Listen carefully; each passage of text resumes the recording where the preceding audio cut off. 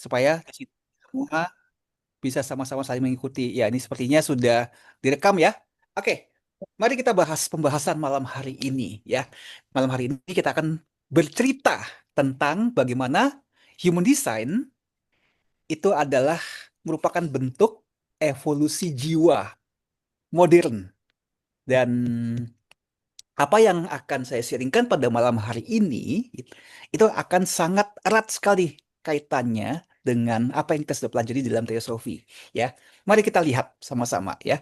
Tapi sebelumnya ya mungkin saya akan bacain tentang sedikit tentang saya yang mungkin tadi belum disampaikan oleh Mas Heru ya, sedikit aja ya. Kan ada pepatah bilang kalau nggak kenal maka nggak sayang ya, kan patah ngomong gitu ya. Nah, tentang biografi saya tadi udah dibacain lengkap sama Mas Heru, ya itu udah sangat lebih lengkap ya.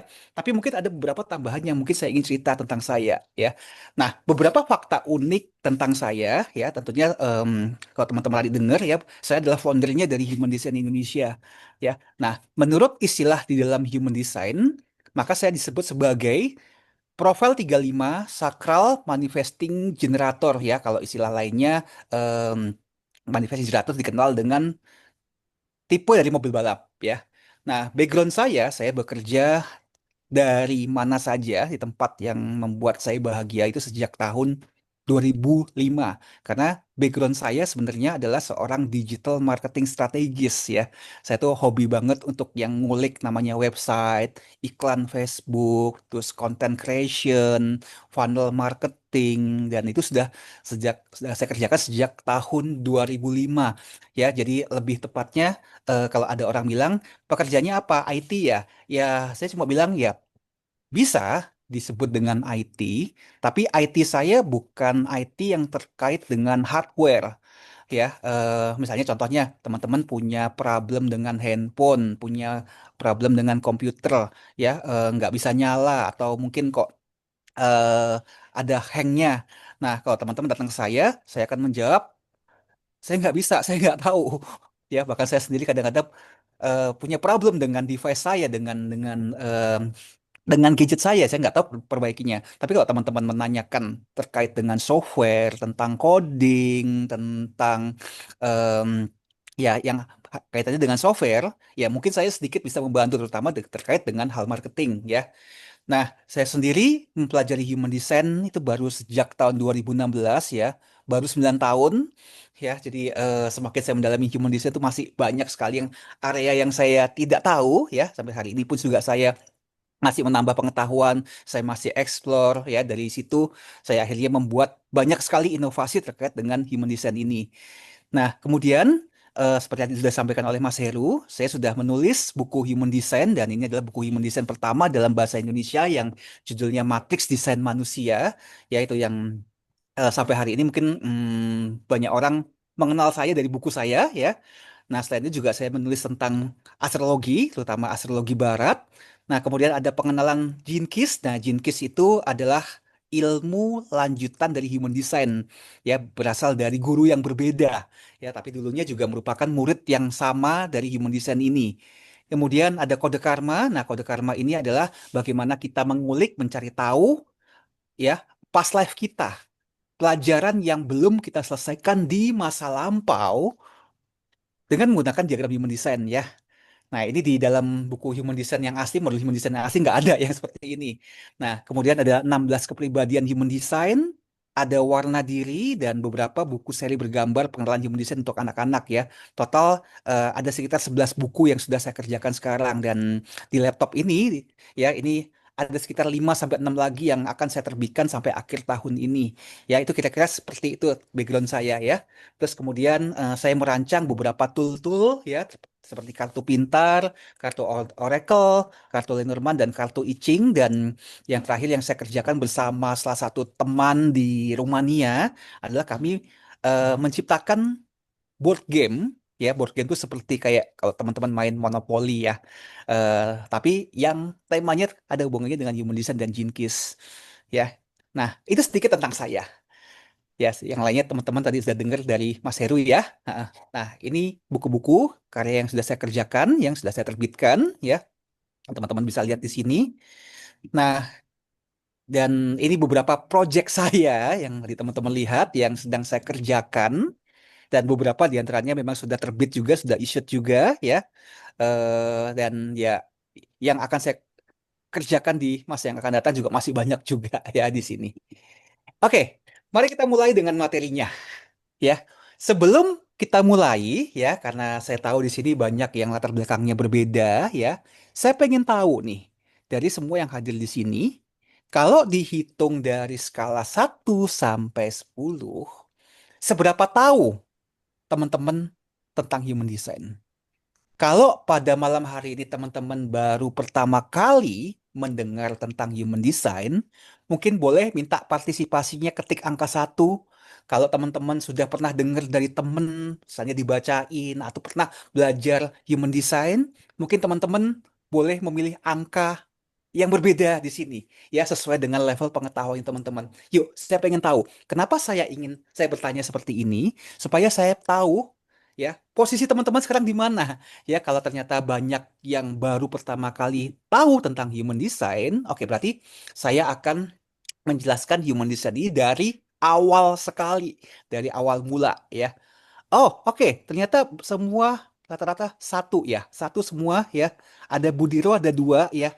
Oke, rata-rata satu ya. Berarti ya saya tahu sekarang posisinya bagaimana saya harus menjelaskan. Berarti saya akan cerita tentang knowledge ini dari awal ya. Ha-ha.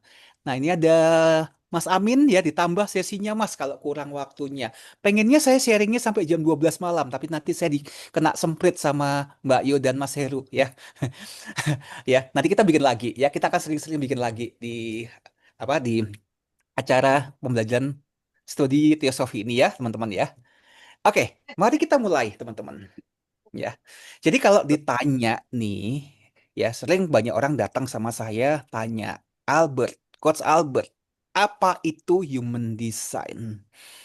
Ya. Jadi untuk orang awam, ya, untuk menjelaskan human design dengan bahasa yang simple itu gimana sih ya? Nah, kalau istilah teknisnya saya menyebutnya adalah human design itu adalah sebuah diagram mekanik yang berisi cara kerja manusia. Begitu dengar kayak gini, beberapa di antara kita akan langsung mumet. Apa itu diagram mekanik yang ngebayanginnya udah kayak sesuatu yang sangat teknikal ya.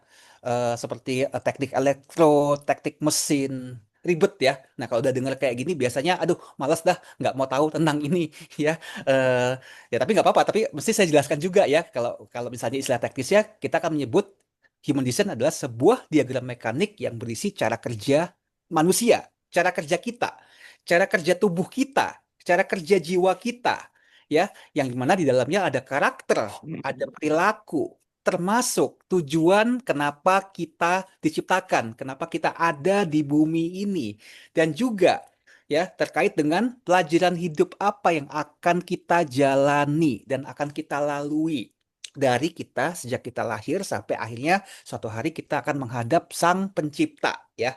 Dan intinya adalah diagram mekanik ini menjelaskan tentang sistem di mana dalam diri kita terdapat sebuah energi kehidupan ya, dan energi itu akan mengalir dan bertukar posisi.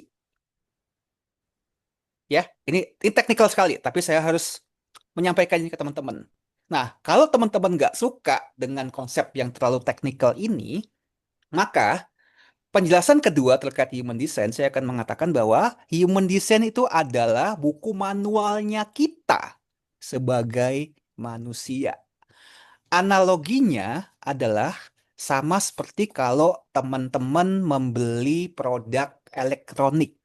Misalnya teman-teman beli handphone, beli apalagi nih yang ada buku manualnya biasanya beli kulkas, beli TV, ya, apapun yang berbau elektronik. Ketika teman-teman unboxing ya, teman-teman buka dusnya, pasti di dalamnya akan dilengkapi buku manual petunjuk penggunaan. Bener ya, teman-teman ya? Ya, eh, semua barang elektronik yang kita beli pasti ada buku manualnya. Kalau misalnya kita beli elektronik, buku manualnya nggak ada, maka patut dipertanyakan ya. Jangan-jangan kita beli barang elektronik yang merupakan hasil apa namanya rakitan ya, refurbish ya. Refurbish itu maksudnya barang yang sudah lama di dikemas ulang, diperbaiki ulang, mungkin dicat ulang ya, diperbaiki seolah-olah dijual itu sebagai barang baru ya. Jadi kalau nggak ada buku manualnya akan langsung dipertanyakan keaslian dari produk elektronik yang kita beli itu ya. Bener ya, begitu ya teman-teman ya. Nah, buku manual ini ya tentu saja akan berisi tentang spesifikasi, tipe ya, termasuk di dalamnya akan bercerita tentang semua feature, semua apa ya bahasa Indonesia feature ya, semua em, semua fasilitas ya yang dimiliki oleh barang elektronik yang kita pakai ini ya. Tombolnya di mana, mencetnya gimana, kalau matiinnya gimana, kemudian termasuk juga cara merawatnya seperti apa yang boleh dan apa yang tidak boleh. Ya, kalau kita ngomongin eh, barang elektronik kan yang umum biasanya adalah nggak boleh kena air. Ya, air itu adalah musuhnya dari barang elektronik. Nggak boleh kena panas ya, langsung kena matahari langsung ya. Biasanya kan itu nggak boleh ya. Nah, analogi yang sama ini kemudian kita tarik ke dalam human design. Nah, artinya kalau human design merupakan sebuah buku manual, maka di dalam buku manual ini akan bercerita tentang semua feature ya yang ada di dalam tubuh kita, baik itu desain dari tubuh fisik kita dan juga termasuk desain dari jiwa kita. Nanti kita akan lihat ya, kita akan kenalan dengan diagram kita. Teman-teman bisa lihat mana yang desain jiwa kita, mana juga yang desain tubuh kita ya. Nah, buku manual ini juga menjelaskan tentang bagaimana seharusnya kita merawat diri kita. Lingkungan apa yang cocok dengan tubuh fisik kita ya? Bagaimana cara yang terbaik terkait dengan pencernaan kita, ya. Nah, bagaimana otak kita dirancang? Apakah dia otak kiri? Apakah dia otak kanan? Apakah kita didesain sebagai orang introvert? Apakah didesain sebagai orang extrovert? Ya, dan juga cara pikiran kita bekerja, perspektif kita lebih melihatnya kemana? Motivasi yang ada di dalam diri kita itu arahnya kemana? Itu semua ada di dalam human design kita.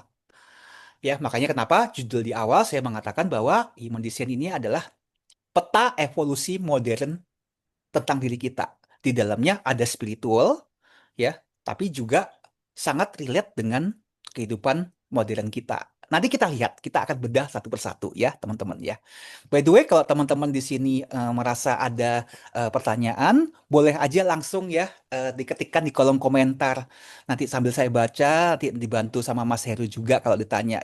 Nah, saya lebih suka seperti ini karena kita sambil diskusi.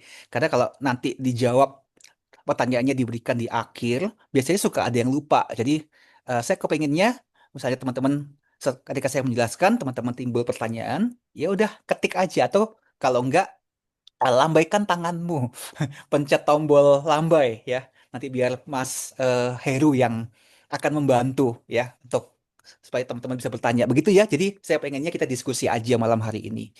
Nah, kira-kira ada pertanyaan terkait dengan ini? Ya, kalau ada pertanyaan tolong sampaikan. Ya, harapannya teman-teman bisa bisa memahami apa yang saya sampaikan ini ya. Oke, itu ya. Jadi sekali lagi, Human Design adalah buku manual mekanik manusia. Di dalamnya bercerita tentang semua tentang kita, karakter kita, perilaku kita, misi hidup kita, ya, dan tema hidup kita, dan pelajaran apa yang akan kita lalui dari waktu ke waktu, semua ada di dalam human design kita, ya. Itu singkatnya seperti itu. Mari kita lanjutkan pertanyaannya. Kalau saya mau tahu human design saya, caranya bagaimana? Ya, di layar ini teman-teman akan melihat sebuah barcode. Dan juga di bawah barcode ini ada halaman alamat website ya. Jadi kalau teman-teman pengen tahu bagaimana teman-teman bisa mendapatkan diagram human design-nya teman-teman ya, teman-teman boleh scan atau kalau enggak teman-teman ketikkan humandesignindonesia.com. Sebentar lagi akan eh, saya akan tunjukkan ke teman-teman tutorialnya bagaimana teman-teman bisa mengakses ini. Ini ada pertanyaan dari Kak Bung, minta izin ya Mas Heru, saya langsung jawab aja ya. Pak Bung ini menanyakan berarti Human Design bisa tahu lahir, tua, sakit, matinya. Ya, lebih kepada temanya, tema yang kita alami, yang akan tema dalam artian sini pelajaran hidup yang akan kita lalui dari sejak kita dilahirkan, umur 1 tahun, dua, tiga, dan seterusnya itu bisa terlihat di dalam human design ya. Nah, tapi jangan tanya saya sekarang ya temanya gimana karena ini membutuhkan pemahaman yang lebih dalam ya. Itu kita nyebutnya sebagai siklus kehidupan ya nanti ya seperti itu. Ada Mas Amin, izin Mas, apakah bisa saya dibacakan human design saya? Kita akan belajar bersama ya. Nanti juga Mas Amin ya. Saya janji ke teman-teman di akhir acara ini ya, teman-teman minimal sudah bisa baca sendiri human design teman-teman ya. Saya mencoba dalam 1 jam ini, saya akan rangkum ya dengan cara cepat. Jadi eh, bisa langsung baca sendiri ya. Kita baca bareng-bareng nanti ya. Nanti saya kasih tahu clue-nya caranya bagaimana ya. Oke. Nah, silahkan teman-teman ya halaman ini boleh di-screenshot ya, bisa di-scan. Nanti ketika teman-teman scan atau teman-teman ketikkan alamat website ini, ya ini saya langsung pandu ya, saya langsung tunjukkan ke teman-teman gimana caranya ya kita sama-sama praktek ya. Nah ini saya membuka sebuah halaman baru, kemudian saya mengetikkan humandesignindonesia.com seperti ini ya. Nah kemudian ketika halaman ini terbuka, maka teman-teman akan dibawa ke dalam sebuah form seperti yang teman-teman lihat di layar ini. Ya, maka teman-teman silahkan masukin namanya ya. Ini saya kasih tunjuk ke teman-teman ya. Misalnya namanya siapa ya? Saya pinjem namanya, misalnya namanya Rio. Boleh ya? Ada yang namanya Rio di sini? Nggak ada ya. Kalau ada saya izin pinjem namanya ya. Nah, di sini teman-teman diminta untuk memasukkan tanggal lahir ya. Let's say Rio ini lahirnya tahun berapa ya? Tahun 2000 lah. Anggaplah ini anak Gen Z ya. Tahun 2000, let's say dia lahirnya di bulan April, tanggalnya tanggal 11 ya. Nah, ini silahkan teman-teman masukkan juga sesuai dengan datanya teman-teman. Namanya boleh nama panggilan, nggak perlu lengkap, nggak masalah. Tapi yang penting di sini data lahirnya teman-teman lengkap. Kemudian teman-teman masukkan jam lahir, ya. Nah, jam lahir ini teman-teman bisa dapatkan melalui akte kelahiran. Biasa juga teman-teman bisa dapatkan di surat lahir. Nah, untuk beberapa orang yang mungkin tidak tahu jam lahirnya, ya.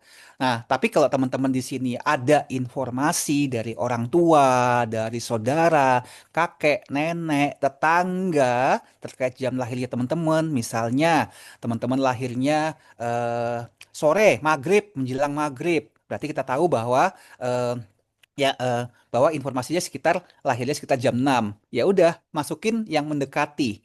Ya, kalau teman-teman nggak tahu ya, atau misalnya dibilang, oh saya lahirnya menjelang subuh. Ya udah, masukin sekitar jam 4 pagi atau jam 5 pagi ya. Itu kalau teman-teman nggak tahu. Nah, tapi alangkah baiknya kalau teman-teman bisa tahu dengan persis, dengan detail jam lahir teman-teman itu jauh lebih bagus lagi. Ya. Nah, bagaimana kalau misalnya nggak tahu? Ya nggak tahu sama sekali. Masukkan jam 12 siang. Nah, apakah masih akurat? Masih akurat sekitar 70-80% ya. Nah, kalau kita dalam tes assessment psikologi ya, tes psikologi, tes IQ di luar sana ya. Kalau misalnya tes tersebut akurat 78% aja sudah dianggap bagus banget ya, teman-teman ya. Jadi human design juga sama ya. Jadi tenang aja, tetap masih bisa dibacain ya, walaupun nanti ada beberapa bagian yang mungkin kita harus abaikan ya. Kemudian tempat lahir, teman-teman bisa masukkan, misalnya lahirnya, contoh lahirnya di mana nih ya? Di sini teman-teman banyak yang dari Jawa Timur ya, Jawa Tengah ya. Let's say apa lahirnya di Tegal. Ya, tinggal masukin aja Tegal nih, Tegal ada ya. Jadi masukkan sesuai dengan tempat lahirnya teman-teman. Ya, di sini tersedia banyak ya. Tinggal teman-teman ketik aja, misalnya lahirnya Semarang ya. Begitu teman-teman ketik Semarang ini kan langsung keluar drop down-nya. Tinggal dipilih aja. Kalau sampai ternyata nama kotanya di dalam form ini tidak ada, maka teman-teman gunakan ibu kota provinsi. Ya, misalnya contohnya Rembang ya, Rembang. Rembang ada nggak di sini ya? Rembang, Rembang, Rembang. Rembang ada ya. Kalau sampai nggak ada ya sudah. Kita masukin misalnya yang terdekat apa? Semarang misalnya, masukin aja seperti itu. Ya, jadi tempat lahir ini kita hanya menghitungnya eh, berdasarkan zona waktu. Ya, zona waktu, waktu Indonesia Barat, Tengah, dan Timur ya. Jadi nggak usah khawatir ya. Jadi misalnya teman-teman lahirnya di Aceh nih, tapi teman-teman mau masukin eh, tempat lahirnya Jakarta, nggak masalah, nggak ngaruh, karena masih sama-sama WIB. Misalnya teman-teman lahirnya di Ujung Pandang, Makassar, tapi teman-teman mau masukin di Bali, ya selama zona waktunya dia sama, itu tidak jadi masalah. Ya, seperti itu. Kak Susetijo, kalau tidak tahu dengan tepat berapa jauh melesetnya bila dihitung per jam, maksudnya perubahannya per berapa jam. Perubahannya terus terang ya, itu di human design terdekatnya perubahannya sekitar 4 sampai 5 menit. Nah, pengaruhnya di mana? Pengaruhnya saya tunjukin ya. Di mananya ya, makanya kenapa saya masih bilang ini masih akurat ya. Jadi nggak usah terlalu khawatir. Nanti saya kasih tahu di mananya ya. Terus kemudian alamat emailnya Mana? Ya kalau dikasih. Itu nanti dimasukkan aja ya. tapi Apakah ada yang bertanya ini? banyak. Kok banyak emang? Aman. Tadi udah diantar. Kayaknya suaranya bocor ya. Di rumah gak sempat ada. Nanti kita ke sini. Ngapain? Yuk, orang pulang dari pergi besok ke sini lagi. Ya udah, tapi nanti ke sini. Ah, Iya pulang mungkin pergi. minta tolong moderator bantu untuk mute mungkin ya. Lagi si istri anu. Tadi udah ada minta zakat-zakat, makasih zakat. Tolong di mute ya Mas Heri. Kan. Mungkin kalau izin boleh diminta untuk apa namanya?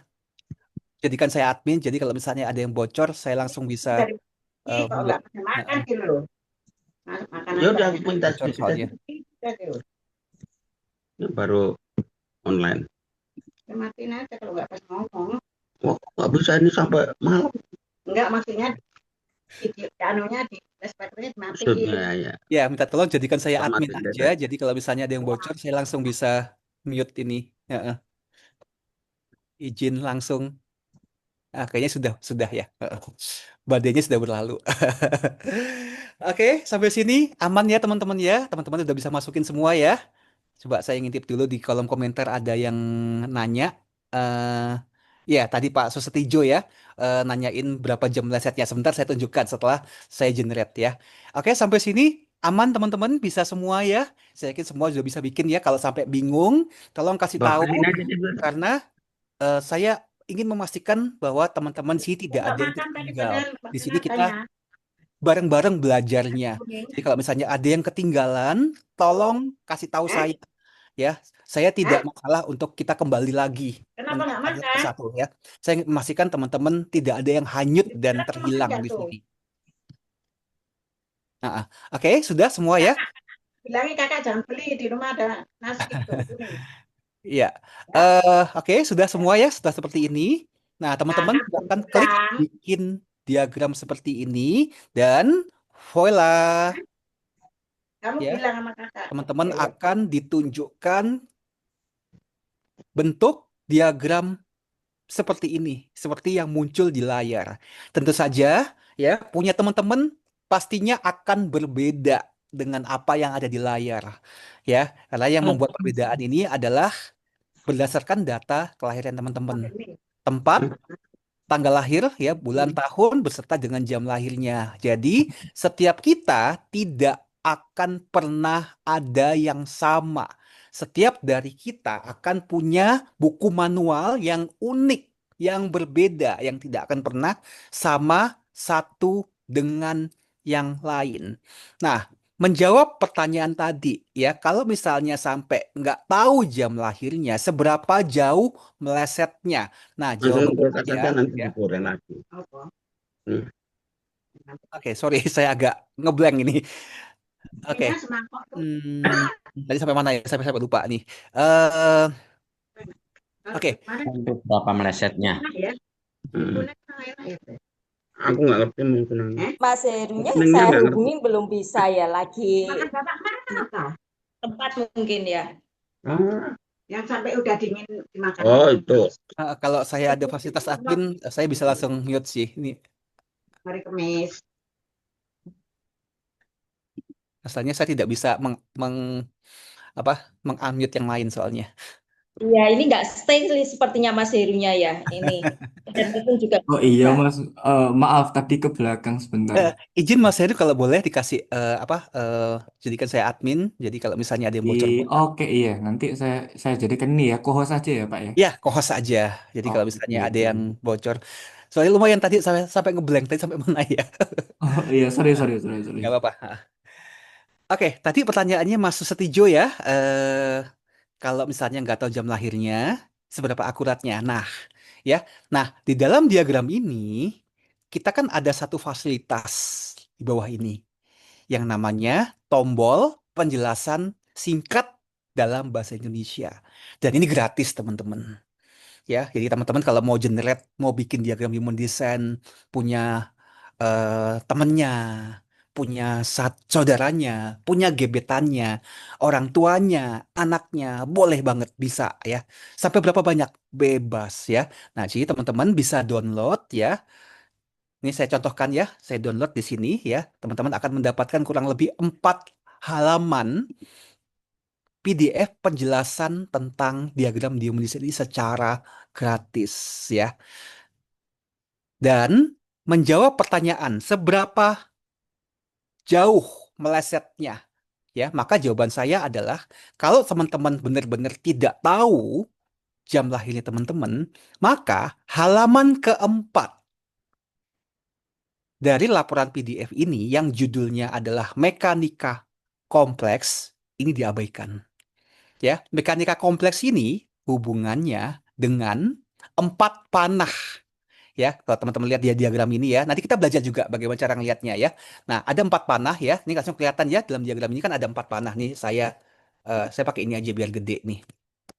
Ya, nih 4 panah ini. Ada 2 panah di kiri warna merah dan 2 panah di kanan ini. Ya, ini adalah yang diterjemahkan di laporan halaman 4. Ya, ini diabaikan ya karena kalau nggak tahu jam lahirnya, yang berantakan ini adalah bagian panah-panahnya ini. Panah-panah ini apa? Panah-panah ini yang menjelaskan mekanik dalemannya tubuh kita. Ya, yang tadi saya cerita tentang bagaimana cara kerja otak kita. Apakah dia otak kiri, otak kanan. Terus cara kerja pencernaan kita di dalam.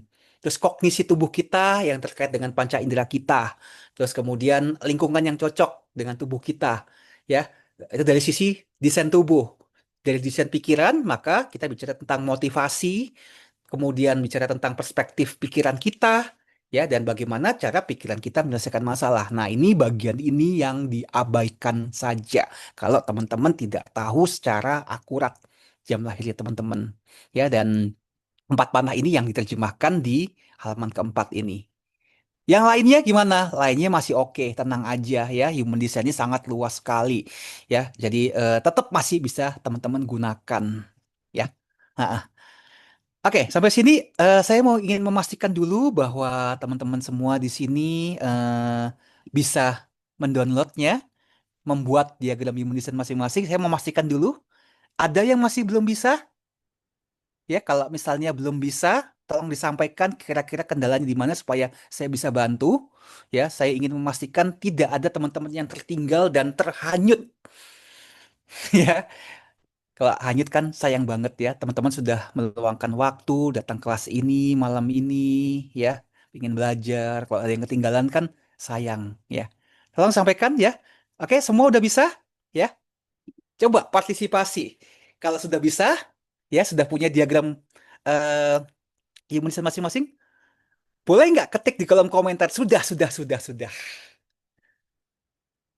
Kak Susetijo, cara scan gimana? Cara scan-nya tadi, ya.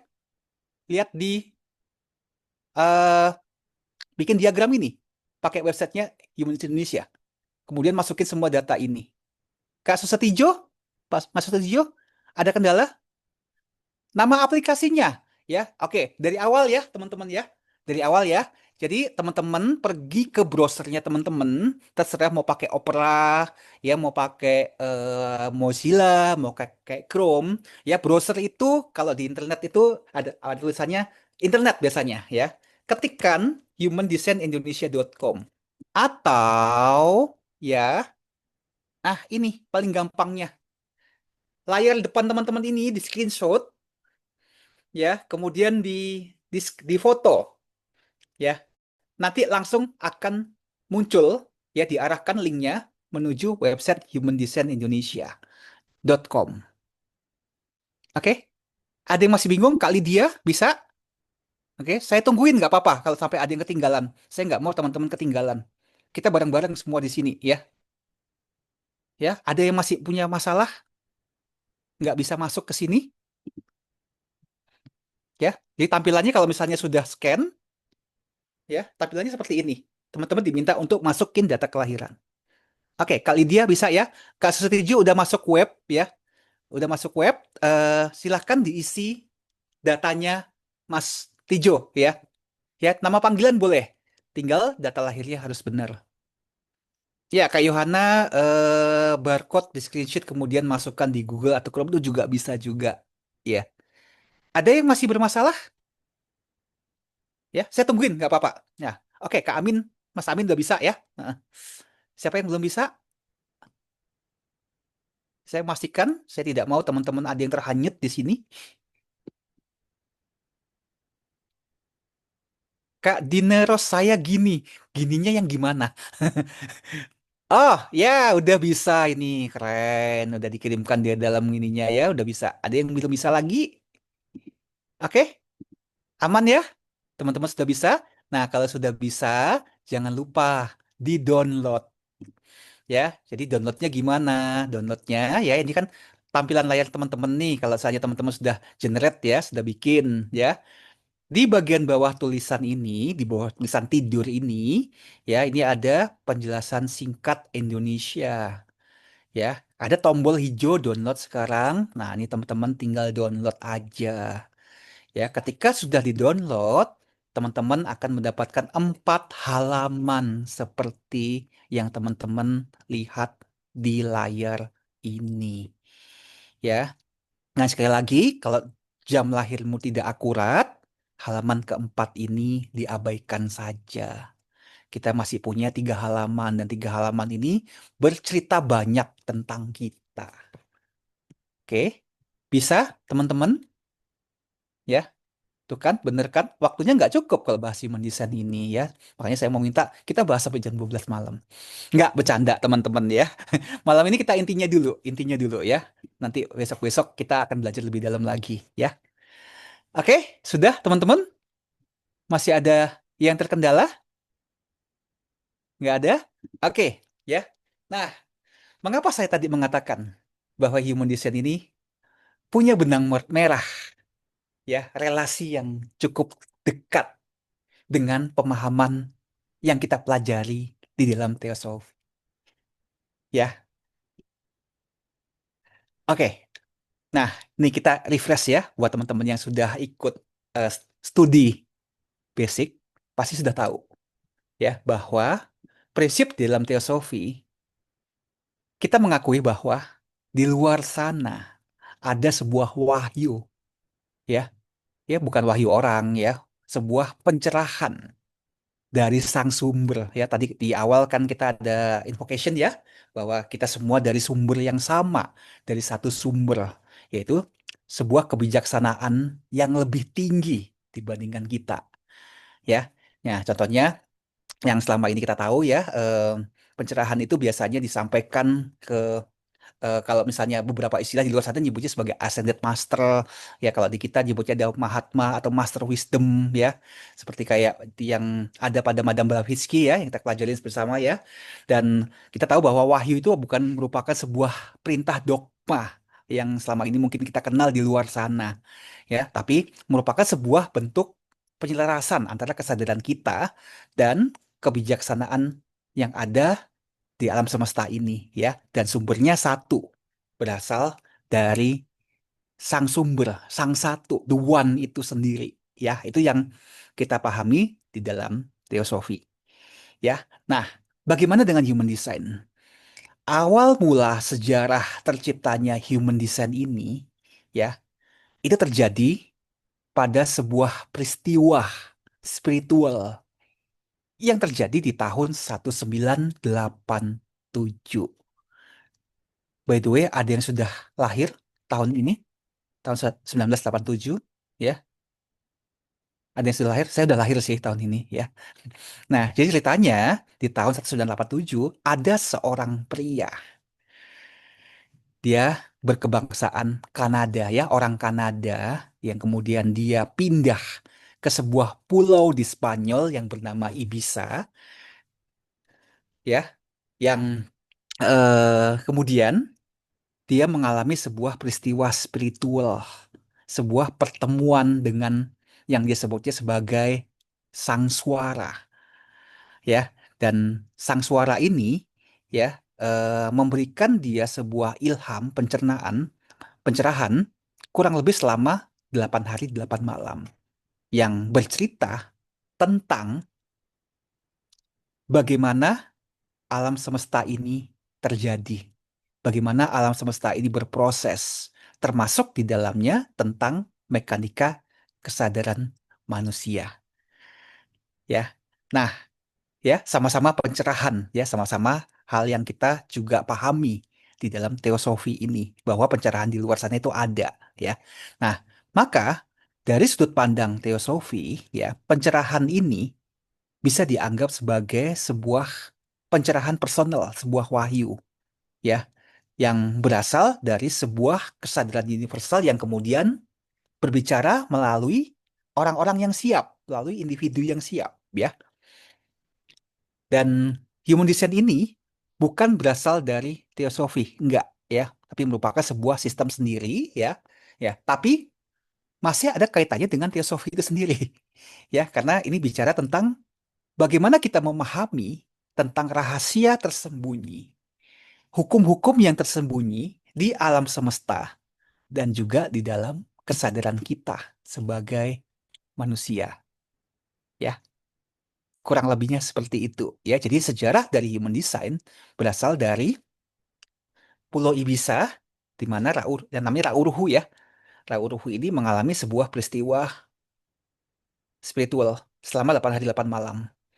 Ya, selama 8 hari 8 malam itu dia dipaksa untuk menuliskan apa yang disampaikan oleh sang suara itu, dan kemudian, ya, hasil tulisannya selama 8 hari 8 malam itu kurang lebih ada sekitar 5.000 halaman. Dan apa yang terjadi setelah menerima wahyu ini, ya, dia jadi gila, teman-teman. Ya, dibilang ini apaan sih sebenarnya, ya? Kenapa saya dikasih kayak ginian? Ini apaan yang saya tulis nih? Saya nggak ngerti, ya. Nah, itulah yang kemudian hari ini kita mengenalnya dengan pengetahuan human design. Dan Rauruhu membutuhkan waktu kurang lebih 5 tahun, ya, sampai untuk pertama kalinya dia mau sharing tentang pengalaman ini kepada dunia luar, ya. Baru tahun 92 pengetahuan ini nih dibagikan, diajarkan keluar. Ya, jadi bisa dikatakan, ya, ilmu pencerahan ini masih sangat baru sekali, ya, kira-kira begitu. Kali dia, maaf Pak, belum ter-screenshot. Yang mana yang belum ter-screenshot, ya, tolong diinfokan. Nah, oke, ya. Nah, sekarang gini, ya. Kita akan mau belajar memahami bagian-bagian dari diagram human design kita, ya.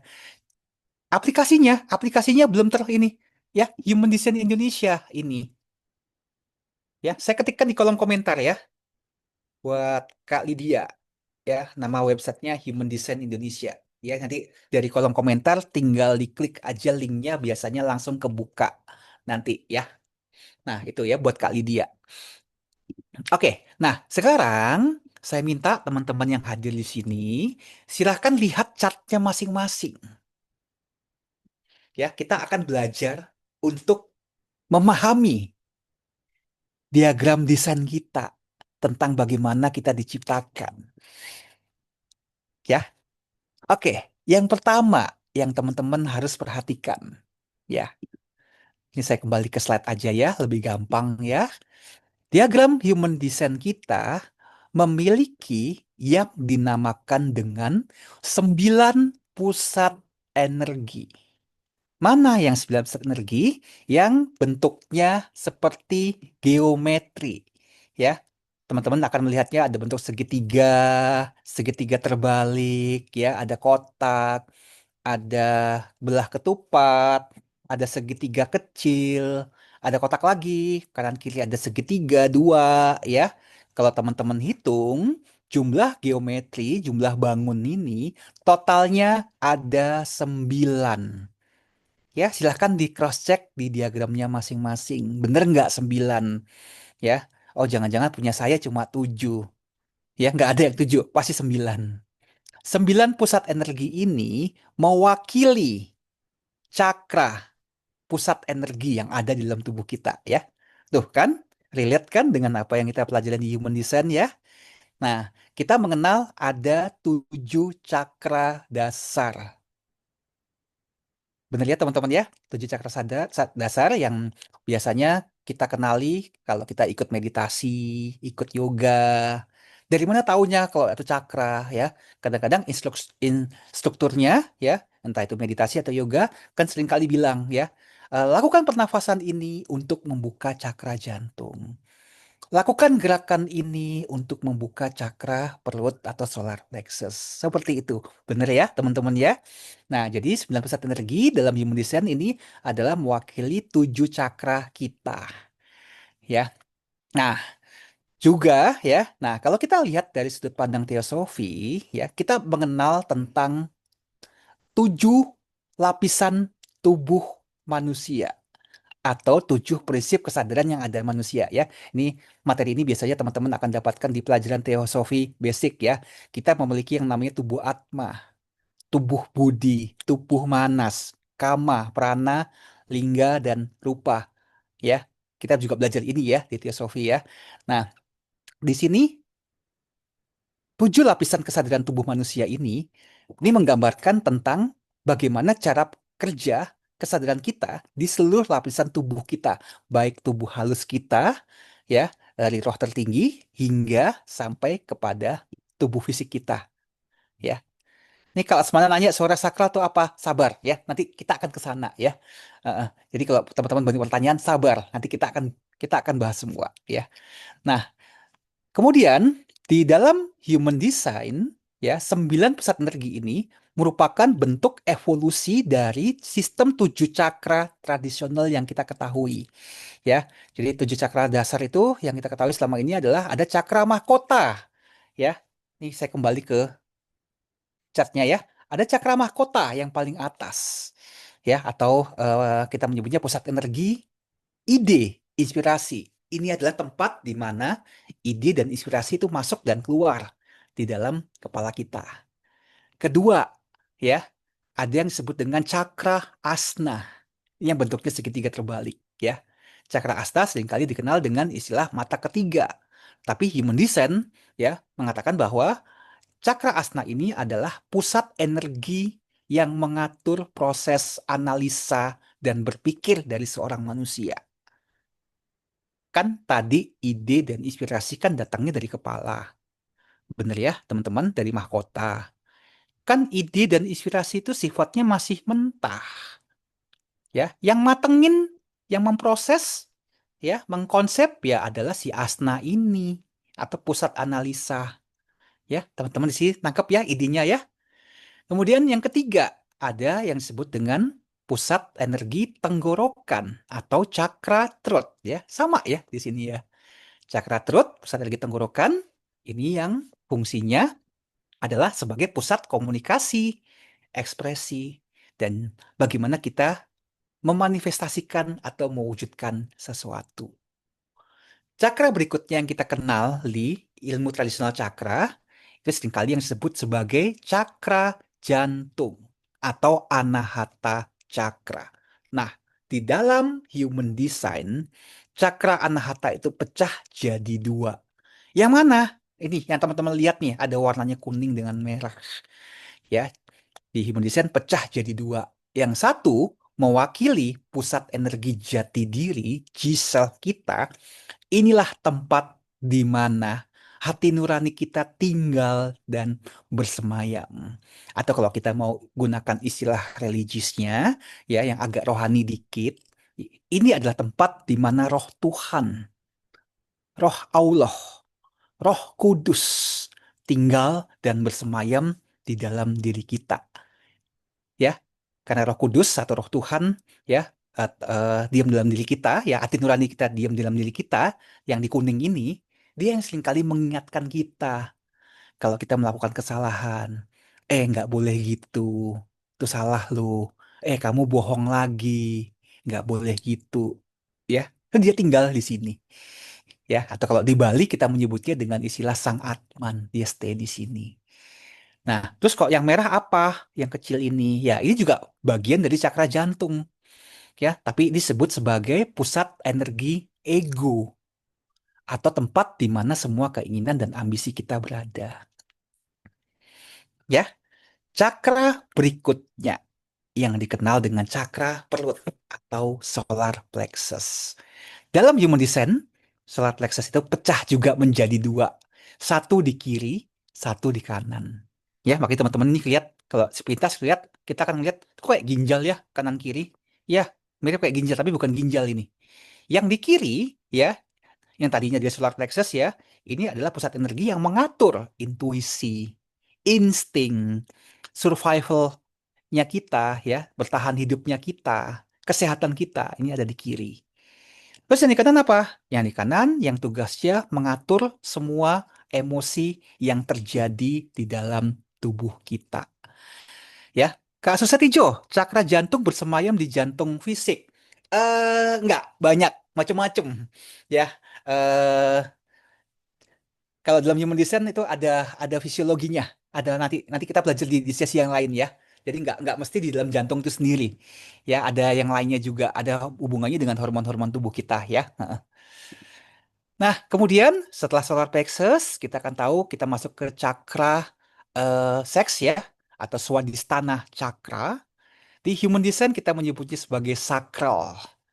Ya, sakral atau sakral sama aja. Nah, ini di sini posisinya. Dan yang terakhir, ya cakra dasar ya, yang kita kenal sebagai root chakra. Di sini juga namanya sama, root chakra. Tapi saya suka menyebutnya dengan istilah kuda-kuda yang paling bawah. Ya, ini cakra yang mengatur tentang tindakan dan action kita, adrenalin kita, ya. Kalau cakra seksual, ya, selain yang itu, yang enak-enak itu juga kita bicara tentang kreativitas, sumber kreativitas kita datang dari sini, ya. Teman-teman melihat relevan ya hubungannya dengan yang kita pelajarin di Teosofi ya, teman-teman ya. Jadi saya senang banget bisa sharing ini hari ini ya. Nah, jadi eh, ketika kita bicara tentang 9 pusat energi, 9 cakra di dalam human design, ya, maka masing-masing pusat energi ini akan membantu kita membentuk sebuah energi yang spesifik, ya, yang tentunya akan ada hubungannya dengan emosional kita, dengan mental kita, dengan insting kita, ya, dengan vitalitas kita, dengan kreativitas kita, ya, seperti yang sudah saya jelaskan secara singkat tadi, ya. Maka 9 pusat energi ini bisa dikatakan ini adalah sebagai bentuk pemetaan modern dari bagian tubuh halus kita, ya, tentang cara bagaimana kita bisa memahami bagaimana kesadaran kita bekerja di dalam tubuh kita, ya. Nah, yang perlu teman-teman ingat, teosofi tidak pernah mengajarkan tentang 9 pusat energi ini, tapi teosofi mengajarkan tentang kesadaran itu bekerja dalam bentuk lapisan tubuh halus kita, ya. Jadi sebenarnya human design ini sangat selaras dengan eh, apa yang kita pelajarin di dalam teosofi. Kak Amin, di yoga dikenal 3 jalur, Mas. Apa human design itu ada ya? Itu ya, dan nadi sodana ya, ada itu. Human design ada nggak? Ada. Kita semua ada, ya. Nah, yang perlu mau saya sampaikan ke teman-teman, mungkin teman-teman di sini bertanya-tanya. Kalau saya ngelihat 9 pusat energi saya, kok ada yang ada warnanya? Ya, entah itu warnanya merah atau hitam. Terus kok ada yang warnanya putih? Itu penjelasannya gimana? Nah, simpelnya gini. Ya, silahkan teman-teman lihat diagram masing-masing. Kalau diagram pusat energinya teman-teman atau cakranya teman-teman punya warna, ya warnanya nggak masalah. Mau merah, mau hitam, atau kalau teman-teman menggunakan aplikasi lain di luar sana, website lain yang ada hubungannya dengan human design di luar sana, mungkin pusat energinya warnanya macam-macam. Ya, ada yang kuning, ada yang hijau, coklat, ya. Maka saya jelaskan, nggak masalah warnanya apa. Selama itu berwarna, ya, merah, kuning, hijau, ya, pokoknya selain putih, ya, maka kita bisa mengatakan bahwa kalau dia berwarna, artinya sumber energi dari pusat cakramu ini datang dari dalam dirimu. Sekali lagi, kalau saya punya pusat energi yang berwarna, ya, maka sumber energinya berasal dari dalam diri. Maka kita menyebutnya dengan istilah aktif. Ya, karena kita bisa memproduksi energi kesadaran itu dan datangnya dari dalam diri. Kalau teman-teman menemukan pusat energi atau cakramu berwarna putih, seperti lihat teman lihat di gambar ini kan banyak yang putih nih, yang bawah ini putih semua, ya, benar ya. Maka artinya, ya, sumber kesadaran atau sumber energinya tidak bisa dihasilkan dari dalam diri. Ya, nah biasanya area yang putih ini akan menyerap energi atau kesadaran yang berasal dari luar diri kita. Sifatnya menyerap, ya. Maka kita menyebutnya kalau berwarna itu aktif, yang putih itu reseptif. Aktif dan reseptif. Aktif sumbernya dalam diri kita, putih kita nggak punya, kita menyerap dari luar sana. Terus maksudnya gimana? Contoh, teman-teman punya pusat energi emosi yang di kanan ini, warnanya putih. Maka teman-teman dengan mudah bisa menyerap emosinya orang lain. Gitu ya. Bagaimana kalau mahkota kepalanya putih? Artinya teman-teman bisa menyerap ide dan inspirasi yang berasal dari luar diri teman-teman. Sampai di sini bisa dipahami teman-teman? Aman ya? Kalau nggak ada pertanyaan, kita lanjut dikit ya. Oke, yang berikutnya ya. Bagian berikut dari human design adalah, nah, kalau teman-teman perhatikan dalam diagrammu, ada angka-angkanya. Bener ya? Ini saya tunjukin chartnya. Di dalam diagram human design kita, itu ada angka. Ya, dan angkanya itu adalah angka 1 sampai dengan angka 64. Dan sepintas kalau teman-teman lihat di sini angkanya semuanya ngacak semua. Kayak kesannya berantakan. Tapi sebenarnya dia ada urutan tertentu. Nah, yang dimaksud dengan angka-angka ini, inilah yang disebut dengan 64 kode DNA yang ada di dalam tubuh kita. Di mana setiap kode DNA ini memiliki sebuah potensi, kekuatan, kesadaran, bakat, dan talenta tertentu. Misal, teman-teman punya gerbang ya, kita nyebutnya gerbang ya di sini ya, atau kode DNA nomor 1 ya, dan nomor satunya itu ada pipanya berwarna ya. eh, Contoh di sini kalau teman-teman lihat nih, ini kursor saya bermain ya, misalnya eh, kode DNA nomor 36. Nah, ini kan keluar warna pipa hitam. Ya, berarti artinya kode 36 ini aktif ya. Dan siapa yang aktifin? Yang aktifkan adalah ada planet yang mengaktifkan. Nah, planet ini nanti kita bicara lain kali ya. Yang penting teman-teman tahu dulu. Nah, kalau putih, misalnya contohnya ini 22 nih, sebelahnya 36 nih putih, ya. Nah, teman-teman tetap punya kode DNA 22 ini, karena kita semua punya 64-nya, tapi dua-duanya ini reseptif. Ya, maka potensi dan perilaku dari gerbang 22 ini, atau kode DNA 22 ini, nah ini teman-teman akan pelajari dari dunia luar. Tapi kalau dia nyala, entah itu warnanya hitam atau warnanya merah atau yang belang-belang ya, maka itulah potensi yang terlihat dalam dirimu. Nah, semua kode DNA yang pipanya cuma setengah ini, saya menyebutnya dengan istilah bakat penunjang yang kita miliki. Tapi manakala teman-teman melihat ada dua angka, dua kode, dua gerbang yang tersambung satu dengan yang lain, contoh di gambar ini ya, ini ada kode DNA nomor 17 ya, ini ya, dia tersambung dengan 62 ya, kan nyambung, nggak peduli warnanya apa, yang penting dia nyambung ya, pipanya nyambung ya. Nah, ini kita sering sebut dengan istilah channel atau bahasa saya menyebutnya inilah tempat di mana bakat utama kita berada. Ya. Sama, ini juga 61. Dia pipanya nyambung dengan 24. Nah, ini adalah bakat utama. Terus yang bakat nunjang yang mana? Nah, ini yang teman-teman lihat nih. Contohnya ini kode DNA nomor 56 nih. Pipanya kan cuma setengah ini, ya. Nah, semua yang setengah-setengah ini bakat penunjang. Sampai di sini ada yang mau ditanyakan teman-teman? Kalau ada yang tanyakan silahkan ya, saya lanjutkan sedikit dulu ya. Jadi ini yang kita bahas ya, 64 gerbang energi, ada yang warnanya merah dan warnanya hitam, plus ada 36 jalur potensi atau channel. Nah ini 36 ini yang tadi, yang nyambung itu. Ya, terus pertanyaannya, kalau saya mau tahu, angka-angka ini artinya apa saja? Ya, di layar ini, teman-teman akan melihat sebuah barcode yang dimana di bawahnya ya ada alamat websitenya. Nah, sesimpel teman-teman scan barcode ini ya, atau nanti teman-teman nanti screenshot aja halaman ini ya, silakan di scan. Di situ teman-teman akan menemukan 64 kode DNA ini. Itu artinya apa aja? Lengkap. Ya, lah, kenapa kok nggak dibacain satu-satu? Lain waktu saya akan bacain satu-satu, saya janji. Ya, kalau saya diundang lagi di sini sama Mbak Yohana sama Mas Heru.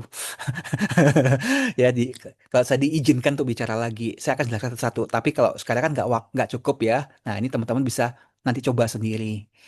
Nah, terus pertanyaan berikutnya. Tadi yang katanya nyambung, angkanya nyambung, kan dibilang bakat utama. Nah, itu saya pengen tahu artinya apa aja. Nah, silahkan di layar ini sudah ada juga barcode-nya. Teman-teman bisa scan dan teman-teman nanti cocokkan ya bakat utama teman-teman itu apa saja. Lah, kok nggak dibacain? Kita nggak punya waktu ya. Waktunya kurang. Nanti next kalau misalnya saya diizinkan bicara lagi, kita akan jelaskan satu-satu ya. Nah, menurut teosofi,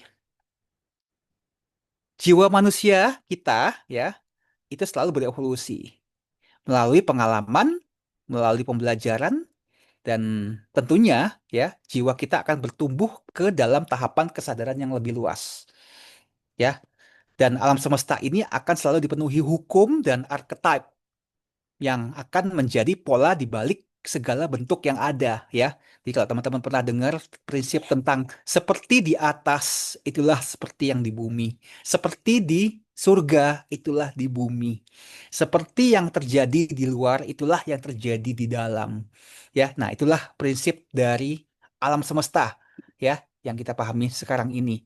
Ya, Kak Heri Budi, menurut teosofi, manusia sebagai mikrosistem. Yes, saya setuju. Manusia adalah kita nyebutnya sebagai semesta kecil. Ya, alam semesta itu adalah semesta besar ya. Makrokosmos dan mikrokosmos dan kita semua adalah satu dengan sang pencipta ya, sang sumber itu dan saya setuju sekali dengan ini dan human design menggunakan prinsip yang sama terkait yang kita pelajari di teosofi ini. Makanya kenapa saya bilang ada benang merahnya antara teosofi. Kita sama-sama punya pengajaran yang sama, persis ya. Nah, berikutnya, berdasarkan human design, setiap gerbang, setiap kode DNA yang ada dalam diri kita, tadi ya, yang teman-teman lihat dari 64 angka, aslinya, sumbernya itu berasal dari pengetahuan 64 heksagram I Ching. Ya, apa itu 64 heksagram I Ching? Makanan apa ini? Ya, nah, heksagram I Ching ini adalah ilmu dasar yang berasal dari Tiongkok kuno dan usianya sudah lebih dari 5.000 tahun, yang hari ini menjadi dasar ilmu dari semua Chinese metafisika yang ada di dunia ini. Kalau teman-teman pernah dengar istilah Feng Shui, Pak Ce atau Pak Ji ya biasanya, ada Ciwe, ada Cimen, atau kalau teman-teman di sini belajar ilmu Chinese traditional medicine ya, akupuntur, akupressure ya, herbal herbal Cina, sumbernya dari 64 heksagram I Ching ini. Dan 64 heksagram ini itulah yang ada di dalam tubuh kita berupa 64 kode DNA yang tadi saya sampaikan ini.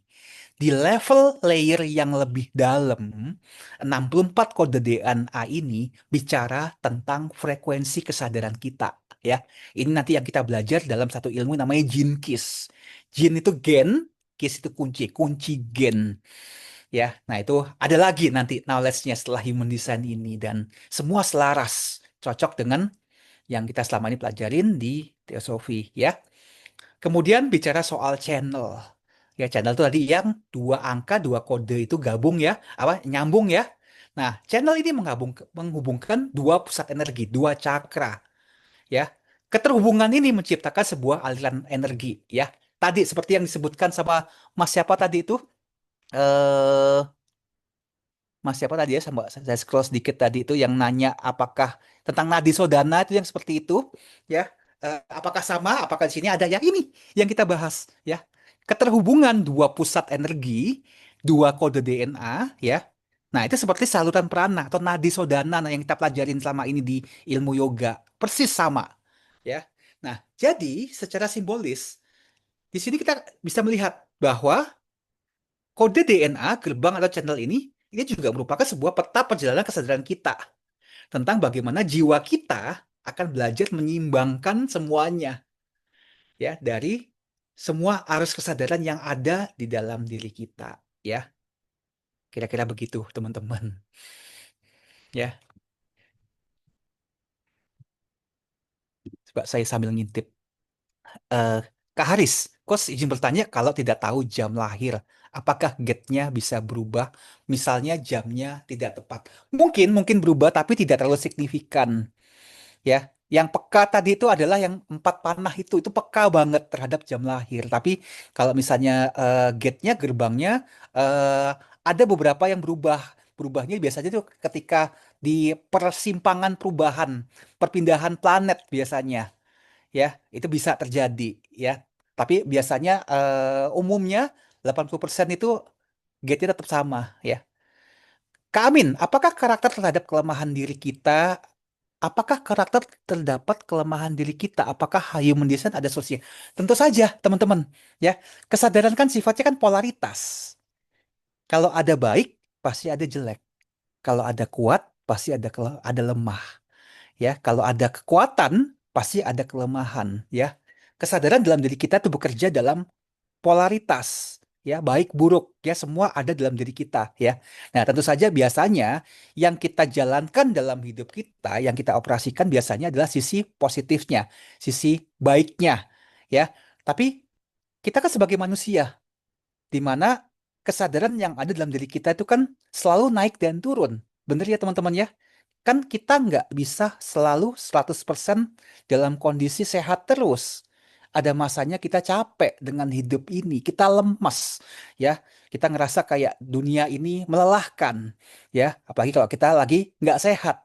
Nah, pada saat itulah biasanya kita akan beroperasi di sisi kelemahan kita, sisi shadow kita, sisi not self-time kita. Biasanya akan terjadi seperti itu. Kak Lesmana, kalau gerbang 9 terhubung dengan 52 berarti gerbangnya apa? Gerbangnya gerbang 9 dan gerbang 52. Gerbang 9 dan gerbang 52 yang terhubung, nah itu yang disebut dengan bakat utama konsentrasi dan fokus. Kak Lesmana punya ini, ya. Ya udah. Ya, itu kekuatan utamamu di situ. Ya, konsentrasi dan fokus di bidang yang dirimu sedang kerjakan, sukai, ya, kemampuanmu, bakat utamamu sangat kuat di situ. Nah, itu penjelasan saya, ya. Oke, saya lanjutkan sedikit ya teman-teman ya. Udah mau hampir selesai karena waktu saya juga udah mau habis ini. Ya. Oke. Nah, human design mengajarkan kita untuk melakukan eksperimen. Ya, adalah eksperimen yang maksudnya adalah bagaimana kita eh, melakukan transformasi melakukan sebuah perubahan tanpa kita harus melekat pada sebuah dogma atau kepercayaan tertentu, ya. Dan itu pun juga yang selama ini teosofi ajarkan ke kita, ya. Salah satu prinsip teosofi adalah tentang bagaimana kita bisa bebas berpikir, bagaimana kita melakukan penyelidikan secara mandiri, ya, untuk meneliti, menguji, menemukan kebenaran dalam batin kita, ya.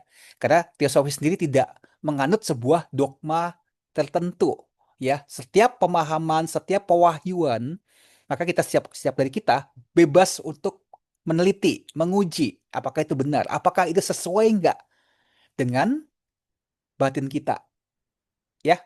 Nah, demikian juga konsep yang sama terkait dengan human design. Human design itu juga bukan sebuah dogma, bukan juga merupakan sistem kepercayaan, tapi bicara tentang sebuah eksperimen, ya, bagaimana kita hidup dalam sebuah kesadaran untuk kita bisa mengenali tentang siapa diri kita yang sebenarnya, tentang suara yang ada di dalam diri kita. Dan tentunya itu hanya bisa kita lakukan melalui kesadaran, ya.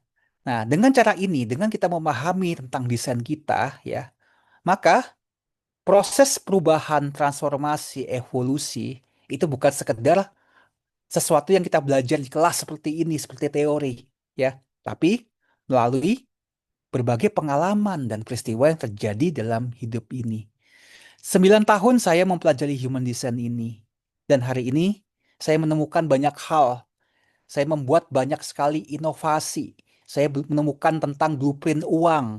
Saya menemukan blueprint branding. Ya, saya menemukan tentang bagaimana bisa melihat pelajaran apa yang belum selesai di kehidupan kita yang sebelumnya. Yang ilmu ini tidak ada di modul aslinya yang diberikan oleh sang suara kepada Rauruhu. Ini saya alami dari perjalanan saya bersama dengan human design.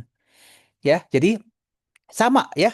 Kita semua di sini selalu akan mencari tentang kebenaran batin seperti apa, dan itu semua akan kita bisa pahami melalui perjalanan. Ya, jadi prinsip eksperimen ini buat saya ini sangat teosofis banget karena menempatkan diri kita, jiwa kita sebagai peneliti kesadaran itu sendiri, bukan sekedar kita hanya ikut doktrin tertentu atau dogma tertentu, ya. Heeh. Kemudian ini ada pertanyaan, Kak Susatijo, bisakah 3 gerbang terhubung? Nggak mungkin, cuma hanya 2 gerbang aja. Terus Kak, siapa lagi? Kak Amin, gerbang 12 terhadap 22. Kalau punya 12 terkoneksi 22, maka eh, dirimu punya bakat utama dalam hal komunikasi. Ya, biasanya pergaulannya cukup supel. Banyak temennya ya, 1222 itu channel komunikasi. Kemudian 3254, 3254 itu saya suka menyebutnya sebagai bakat utama seorang CEO, ya. Punya kedisiplinan ya. Untuk kalau kalau kita bilang CEO ya, CEO yang beneran ya teman-teman ya, bukan CEO yang Chief Everything Officer, bukan ya. Tapi CEO yang benar-benar memimpin perusahaan besar ya, kayak Pertamina, Apple, ya perusahaan-perusahaan gede multinasional ya, yang bidangnya usahanya banyak ya. Karena untuk menjadi seorang CEO butuh kedisiplinan, butuh ketekunan, butuh ambisi yang kuat, butuh leadership yang dalam di sana. Ya, jadi kalau punya 32 yang terkoneksi 54, ya diri ada bakat leadership di sana. Ya, gunakan dengan baik. Sayang kalau nggak dimanfaatkan. Kak Intannya Solo, Coach, kalau nomor 35 nyambung dengan 36, itu artinya apa? Nanya Kak Intan, dirimu suka traveling bukan? Karena channel 35, 36 tuh hubungannya dengan eksplorasi. Untuk belajar sesuatu yang baru dari pengalaman. Biasanya kalau nggak suka traveling, biasanya suka belajar eksplorasi, kira-kira gitu. Nah, kalau 4130 nyambung, berarti bakat utamamu itu juga ada hubungannya dengan ambisi dan juga visi. Jadi 4130 consider sebagai bakat utama sebagai seorang pemimpin yang memiliki visi yang dalam. Ya, Kak Lesmana 30 dengan 41 mas sama dengan Kak Intan tuh ya. Jadi bakat menjadi seorang pemimpin yang visioner ya. Kira-kira begitu ya. Nah, Terus kemudian, oke, ini saya sudah mau selesai. Ya, saya tahu waktunya nggak cukup. Ya, nanti kita mungkin bikin kelas yang lain ya, teman-temannya khusus human design ya, di studi kita di waktu yang lain. Nah, menurut teosofi ya, yang kita pahami, kita berusaha untuk menjembatani sains, agama, filsafat dengan tujuan untuk kita bisa memahami hukum alam semesta ini dan bagaimana proses evolusi spiritual manusia. Ya, nah, bagaimana dengan human design? Human design konsepnya juga sama. Human design sendiri merupakan lintas ilmu. Mulai dari astrologi ada, ilmu cakra ada. Tadi saya sudah jelasin ya tentang cakra-cakranya ya. I Ching ada. Terus kemudian ilmu Kabalah, Tree of Life ya dari Israel juga ada ya. Ngomongin fisika kuantum ada. Ngomongin genetika modern ya, DNA, epigenetik ya DNA yang kita bahas tadi ada ya. Dan human design tidak berusaha untuk menggantikan ilmu kuno, ilmu esoterik, kebijaksanaan kuno. Tapi justru dalam human design ini kita akan mengaplikasikan ya apa yang selama ini kita bingung di ilmu kuno, di ilmu esoterik ini, tapi kita membahasakan dengan bahasa yang sesuai dengan konsep modern kita hari ini. Ya, kira-kira begitu. Kemudian ada pertanyaan berikutnya, Kak Susetijo, 103457 terhubung merah ya. Sebetulnya bukan tiga gerbang yang nyambung. Itu nanti 1034 sendiri. 1034 itu adalah kemampuan untuk melakukan persuasi. Jadi 1034 itu adalah biasanya itu bakatnya seorang sales ya untuk meyakinkan orang lain, untuk mempersuasi orang lain. Terus kalau dirimu punya 1057 yang terhubung, nah di cross check apakah dirimu ada ketertarikan di bidang seni. Karena 1057 itu adalah orang-orang yang menghargai keindahan, menghargai yang namanya estetika. Ya, biasanya itu hubungannya dengan seni, dengan tata ruang, ya. Kalau 34 yang terhubung dengan 57, maka tolong di cross check apakah benar intuisimu biasanya sangat kuat dan tajam, terutama kalau ada hal-hal yang berbahaya yang mengancam keberadaanmu, biasanya dirimu masuk peka duluan. Ya, Kak Susetijo ya, tolong dikonfirmasi benar apa enggak. Oke, itu ya. Kemudian sebagai penutup ya, ya saya tahu waktunya sangat sedikit, kurang ya. Seperti halnya teosofi yang membuka jendela untuk kita memahami kebijaksanaan kuno, ya. Human design juga membuka peta bagi jiwa-jiwa abad ke-21 yang sekarang ini untuk kita bisa memahami tentang kesadaran dari dalam diri kita. Ya, nah itulah mengapa pembahasan dan diskusi kita malam hari ini kita berbicara tentang bagaimana human design menjadi sebuah peta evolusi kesadaran bagi jiwa kita di era modern sekarang ini.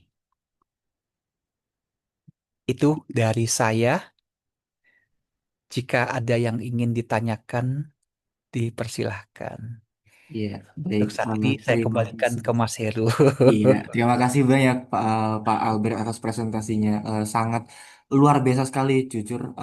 Sejak tadi saya perhatikan banyak sekali hal yang relevan dengan teosofi, seperti misalnya tadi yang dikatakan Pak Albert ya, prinsip as above and so below. Apa yang terjadi di Yes. atas, apa yang terjadi di bawah juga sama, seperti yang terjadi di luar, dalam juga sama nih. Itu Betul. yang tadi kemudian tentang human design membahasakan ilmu esoteris dengan bahasa yang saintifik yang lebih cocok dengan era zaman sekarang yaitu sangat banyak sekali yang saya pelajari di sini terkait human design ini. Nah, kemudian sekarang kita boleh masuk ke sesi diskusi ya, tanya jawab. Boleh Nah, dong, kalau sangat boleh. iya, nah tanya-tanya jawab sebenarnya ini bukan tanya jawab satu arah juga nggak apa-apa kayak misalnya orang nanya Pak Albert jawab tidak selalu. Nah mungkin di sini saya mempersilahkan juga bagi Bapak Ibu, Mbak, Mas, para hadirin yang punya pendapat, yang punya masukan atau mungkin punya pemikiran bisa disampaikan. Mungkin pertanyaan juga boleh ke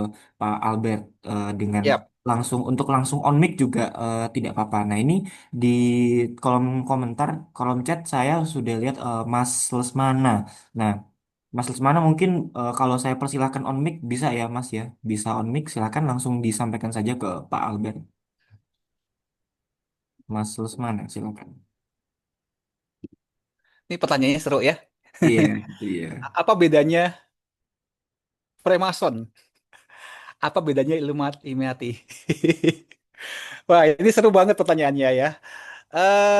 Ya, Illuminati itu ya seringkali ini salah satu ya kita jawab ya dari Illuminati dulu ya. Illuminati itu biasanya seringkali muncul dalam sejarah. Illuminati itu seringkali membahas tentang teori-teori konspirasi global biasanya ya. Jadi sebenarnya kalau kita ngomongin Illuminati ya, itu sebetulnya merupakan sebuah perkumpulan rahasia yang saya lupa. Dia lahirnya tahun berapa ya? Tahun 1700-an atau apa gitu ya. Nah, Illuminati sendiri kan sebetulnya kan berasal dari kata Illuminatus ya yang artinya tercerahkan ya. Jadi dulunya Illuminati itu muncul karena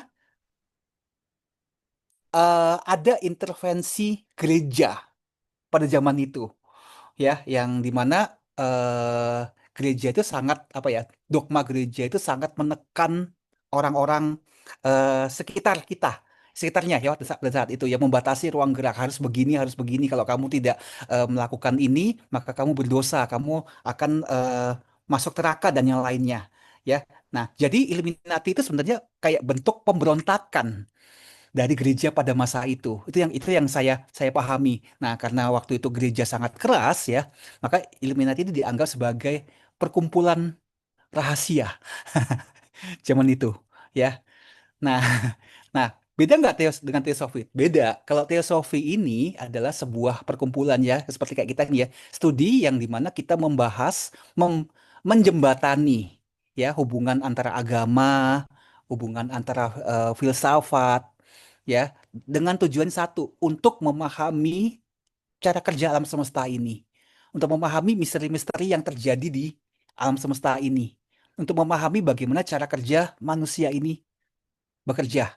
Ya, ini dari saya ya. Nanti kalau misalnya umpama ada yang salah, minta tolong Mas Heru dan Mbak Yohana mungkin dilengkapi ya terkait dengan ini. Nah, kemudian Freemason itu juga biasanya dikenal sebagai teori konspirasi juga sama ya. Nah, itu teori apa namanya? Freemason itu juga kalau nggak salah hadir di abad 17 ya. Nah, biasanya Freemason ini ya sebenarnya mirip dengan apa yang kita pelajarin di teosofi ya. Dia juga percaya pada Tuhan bahwa Tuhan itu adalah eh, yang menjadi kayak arsiteknya alam semesta ya. Nah, itu juga agak-agak mirip. Coba dia lebih apa ya? Lebih mengutamakan kegiatan amal dan sosial. Itu yang setahu saya. Nanti tolong dikoreksi kalau misalnya saya salah ya. Jadi perbedaannya jauh banget ya. Kalau kita di teosofi, kita ini bukan organisasi rahasia ya. Kita jelas ada hukumnya, ada legalnya di Indonesia dan kemudian di teosofi kita tidak apa? Tidak berpegang pada dogma tertentu, enggak. Tapi kita berusaha menjembatani semua agama yang ada karena kita percaya sumber dari segala agama, segala filsafat, segala kepercayaan ada di dunia ini sumbernya dari Sang Satu ya. Hanya manusia menerjemahkannya, menginterpretasinya dengan cara yang berbeda. Itu sih. Kalau dari saya seperti itu. Nanti teman-teman yang lain mungkin boleh bantu dikoreksi ya kalau saya salah. Iya, baik. Nah, Terima kasih jawabannya, Pak Albert. Mohon Mas, izin mau bertanya, Mas. oh lanjut, siap, lanjut. Boleh, boleh, boleh. Oh ya, Mas Albert, mohon izin saya mau bertanya. Mas Bung boleh monggo. Apakah ya, apakah human design itu semacam alat ramal gitu? Itu yang pertama. Mm-mm. Terus yang kedua itu kita ini semua ini kan masih perjalanan nih, masih hidup semua. Sama saya Yang juga mau Mas. saya tanyakan tuh tingkat keakuratan dari human design itu seperti apa? Tapi kalau mencontohkan kita yang masih hidup ini kan masih belum bisa kita pastikan kan gitu. Karena Betul. masih gambar-gambar. Bisa nggak Mas Mas Albert mencontohkan orang-orang yang udah meninggal lah seperti para nabi atau pendiri teosofi kan tanggal lahirnya ketahuan tuh. Kira-kira human design dia semacam Madame Blavatsky itu seperti apa? Tingkat. Oke. Jadi karena sejarahnya kan sudah ada. Kalau kita semua ini kan masih hidup gitu. Ya, Jadi oke. dengan gitu kan bisa kita bandingkan antara yang udah sejarah yang sudah pernah terjadi sama kita yang akan menjalani sejarah dengan Siap. menggunakan human design ini. Yes, Terima kasih Mas. Mas Albert. Ya. Thank you, Mas Bung. Pertanyaannya keren banget. Ya, pertama, saya jawab dulu ya. Satu, human design tidak bisa digunakan untuk meramal. Iya, serius. Ya, banyak yang datang sama saya. Dia nanya, kalau dari human design, kapan saya dapat jodoh? Kapan kira-kira saya bisa menuju titik puncak dan jadi kaya? Itu pertanyaan dari bertahun-tahun ditanya ke saya. Dan jujur aja, saya adalah juga sebagai seorang yang ingin tahu.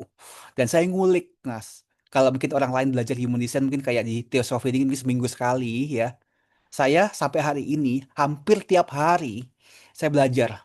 Saya belajar bikin program lagi, saya ngulik lagi. Dan sampai hari ini terus terang, saya belum, belum dan eh, terus sekarang ini ya, pemahaman saya adalah human design tidak bisa digunakan untuk meramal. Walaupun ini menggunakan tanggal lahir. Jadi ini adalah beda, beda, beda ilmu, beda modalitas. Jadi kalau misalnya teman-teman ada yang mau nanya ke saya pengen tahu kapan saya kaya, kapan saya ada potensi ini. Maka saya akan bilang, cek ke teman-teman yang lain yang mereka menguasai ilmu Chinese metafisika yang namanya Pak Ce.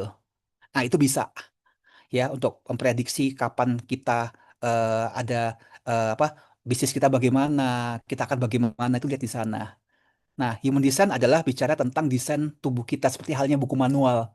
Ya, kita punya buku handphone kita punya buku manual ya. Tapi kan kita nggak bisa memprediksi kapan handphone ini rusak. Ya kan nggak bisa ya. Buku manual tuh ya intinya adalah bicara tentang diri kita ya, tentang feature yang ada dalam diri kita seperti apa.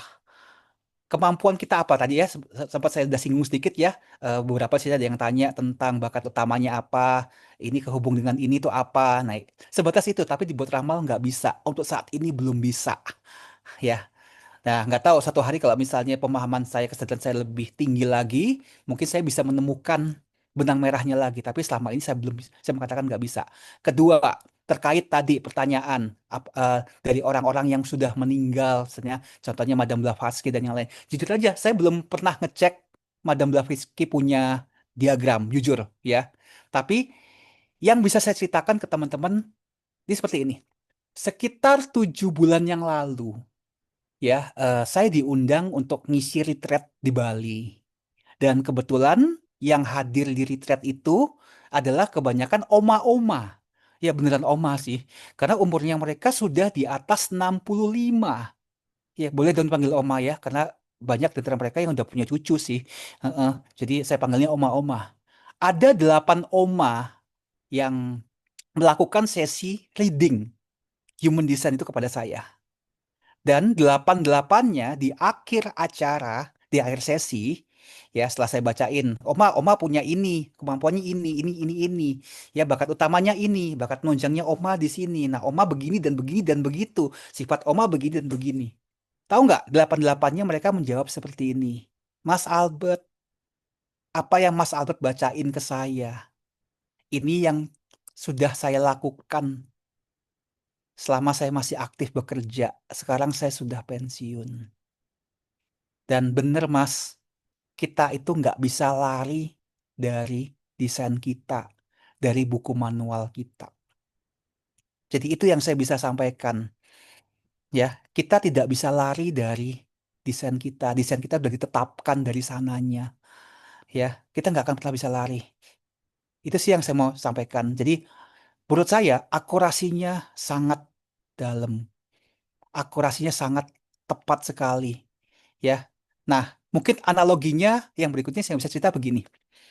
eh, Teman-teman di sini ada nggak yang dalam bukan waktu dekat yang dalam waktu kurang lebih beberapa bulan terakhir atau setahun terakhir yang beli handphone baru? Ada nggak ya? Yang terakhir ini habis beli handphone baru ya? Bener nggak kayak gini teman-teman? ketika teman-teman punya handphone baru nih ceritanya nih, ya, teman-teman unboxing, teman-teman nyalain, maka teman-teman di situ menjumpai bahwa mana nih, kok nggak ada m-bankingnya, kok OVO-nya nggak ada. Saya biasa transaksi pakai Dana, pakai ShopeePay, pakai GoPay, kok nggak ada. Mana nih BCA saya? Mana nih saya biasanya lihat apa, buka dokumen pakai PDF reader. Mana nih saya biasanya TikTokan? Mana nih saya biasanya main Instagram? Semuanya itu nggak ada kan teman-teman? Ya, teman-teman ingat lagi ketika teman-teman punya handphone, ya, beli handphone mungkin belinya 3 tahun. Handphone saya udah 5 tahun sih belum ganti. Dan saya ingat banget 5 tahun yang lalu pada saat saya ganti handphone, semuanya kosongan, ya. Nah, Human Design sama teman-teman, ya. Human Design itu adalah buku manual desain kita ketika kita untuk pertama kali turun ke bumi ini, ya. Nah, sepanjang perjalanan kehidupan kita akan belajar banyak hal, terutama dari lingkungan kita, dari keluarga kita, orang tua kita, teman-teman kita di sekolah, guru-guru kita. Kita akan belajar banyak hal. Sama seperti handphone, ketika handphone itu tidak memiliki aplikasi yang kita butuhkan, maka yang kita lakukan dalam perjalanan adalah kita mulai install, kita mulai ngisi, bener nggak? Kita mulai install TikTok, kita mulai install apa, m-banking, BCA, dan yang lainnya. Dan aplikasi-aplikasi yang kita pikir akan bermanfaat bagi diri kita. Benar nggak, teman-teman? Ya, bahkan kadang-kadang kita akan menginstal aplikasi yang nggak penting juga buat kita, tapi kita install. Atau nggak sengaja gara-gara kita buka website apa, tiba-tiba keinstal ke handphone kita. Bener nggak, teman-teman? Nah, itu hal yang sama dalam hidup kita. Sepanjang perjalanan kita hidup nih, puluhan tahun nih, ya masing-masing beda ya. Ada yang 20 tahun, 30 tahun, di sini beda-beda usianya. Ada yang 40 tahun. Ya, dalam perjalanan kita akan menginstal belajar banyak hal dalam hidup kita. Dari mana? Dari lingkungan kita. Kita belajar banyak hal, kepercayaan, dogma, doktrin, terus belief system semua masuk ke kita, ya. Bahkan kadang-kadang yang nggak penting juga masuk dalam diri kita.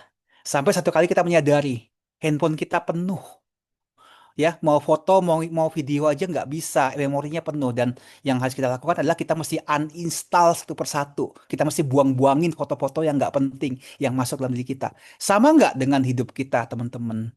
Ya, semuanya masuk nih, ya, omongan orang masuk, kita belajar ini masuk, ya, padahal semua yang kita pelajari, yang kita pahami, yang masuk dalam sistem belum tentu cocok dengan diri kita, tapi itu masuk.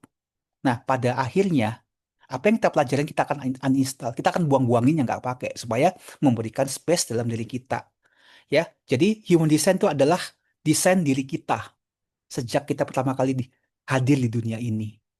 Kira-kira begitu ya pandangannya. Jadi kalau misalnya teman-teman nanti dibacain di human design, ada yang merasa kok saya nggak cocok sih, ya, dengan apa yang dibacain, itu wajar. Karena diri kita sekarang ini kan bukan desain kita, teman-teman. Ya, diri kita adalah hasil kita menginstal nih hal-hal tertentu, mindset tertentu, doktrin tertentu, ya. Heeh. Dulu waktu saya kecil sekolah minggu, ya, saya belajar tentang sebuah dogma yang mengatakan lebih mudah onta, ya, seekor unta masuk lubang jarum daripada orang kaya masuk surga. Wah, saya meyakinin itu, ya. Lebih mudah orang miskin masuk kerajaan surga daripada orang kaya masuk surga. Masuk nggak, teman-teman, ke dalam pikiran saya? Masuk, teman-teman. Sampai akhirnya saya menyadari bahwa yang saya percaya itu ternyata menghambat saya dengan uang. Terus gimana? Ya saya uninstall. Ya, sejak itu mengalir. Ya, saya akhirnya bisa memberikan dampak bagi orang lain. Kira-kira begitu. Iya, Ya, maaf ya oke. kalau panjang. Baik, terima kasih Pak Albert. Jawabannya sangat jelas dan rinci Eh, sekali Pak Albert. Nah, kebetulan ada pertanyaan lagi dari saudari kita yaitu saudari Dia Stiwiar. Kira-kira gini pertanyaan Coach, human design itu apa bisa juga nunjukin takdirnya kayak rezeki atau banyak atau enggaknya sih Coach? Nah, itu dari Dia eh, Stiwiar. Menarik ini. Ini saya baru aja apa namanya? Bukan ngulik ya, istilahnya apa, ngulik? Ngulik itu bahasa Indonesianya apa ya? Barusan menemukan sekitar, ya, sebenarnya bukan menemukan baru-baru ini, sudah sejak lama, cuma akhirnya saya mendapatkan pemahaman yang dalam bahwa di dalam diagram human design kita termasuk blueprint uang kita. Rezeki kita datang dari mana, ya kan? Terus kemudian kalau kita mau investasi, cenderungannya kita agresif, moderate, moderat atau kita lebih konservatif. Dan kebetulan hari Rabu besok nih doain teman-teman ya. Saya diundang sama Bang Jago di Kuningan di Jakarta untuk saya menyampaikan tentang konsep keuangan ini ya untuk pertama kali di korporasi keuangan besar. Ya, Bang Jago itu kan masih anak perusahaannya dari Gojek ya. Heeh. Ya doain teman-teman. Dan nanti kalau teman-teman mau nanti kita kita akan bikin kelas khusus ya. Nanti minta Mas Heru sama Mbak Yohana. Jadi setiap dari kita ya itu punya caranya sendiri, punya blueprintnya sendiri dalam menghasilkan uang. Dan beda, setiap orang beda, nggak bisa sama. Ya, jadi sebenarnya bukan bukan nunjukin takdirnya dia kaya atau enggak, tapi akan menunjukkan cara terbaik kita dalam menghasilkan uang, dalam mengelola keuangan, termasuk hambatan-hambatan apa saja yang mungkin terjadi dalam diri kita. Karena kalau ngomongin uang, maka hubungannya dengan bawah sadar kita, belief system yang kita masukin. Seperti yang saya cerita tadi ya. Heeh. Waktu kecil saya percaya tuh ya, lebih mudah onta masuk lubang jarum daripada orang kaya masuk surga. Maka asosiasi dalam diri saya mengatakan, ya sudah, berarti orang kaya nggak akan bisa masuk surga, ya kan? Berarti ya udah, mendingan saya miskin aja. Itu kan, itu asosiasi yang umum, ya kan? Dan itu bisa jadi terjadi sama kita semua di sini. Ya, jadi di sini bukan tentang takdirnya kaya atau banyak rezeki enggak, tapi tentang bagaimana cara alami kita untuk kita bisa mendapatkan uang, blueprint uang kita. Ya, Baik. kira-kira gitu. Baik, oke, baik. Terima kasih. Itu untuk pertanyaan Mbak Diasti Wiar. Nah, kemudian di bawahnya ada dari Pak Heri. Pak Heri bertanya, jadi human design setiap orang itu berbeda ya, Pak ya, Betul. sesuai dengan evolusi kesadaran kita masing-masing. Benarkah Yes, begitu, Pak? Iya. exactly. Betul sekali. Heeh. Iya, oke. Itu dari Pak Heri. Jadi betul sesuai dengan evolusi kesadaran masing-masing. Nah, di bawahnya ada Bung lagi bertanya. Terima kasih penjelasannya Mas Albert. Sangat jelas. Satu lagi, apa human design bisa digunakan pada makhluk lain selain manusia? Contohnya binatang, kan hanya butuh tanggal lahir saja gitu kira-kira Pak. Bisa, tapi bukan pakai cat yang kita sekarang ya.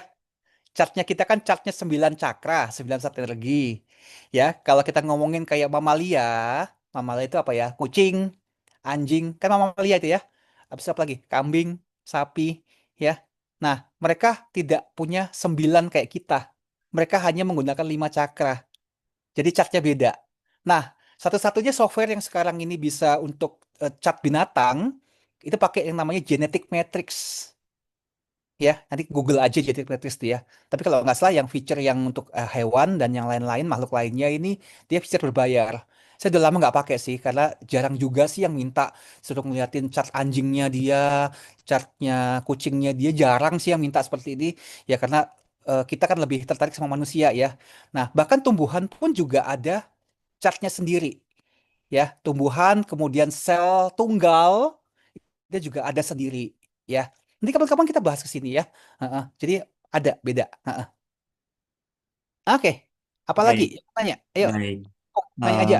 Kembali lagi dari saudari Wiardiasti. Nah, Pak, kalau sesuai dengan evolusi kesadaran masing-masing, berarti human design itu berubah-ubah ya, Coach ya, chartnya ya, bagaimana itu, Pak?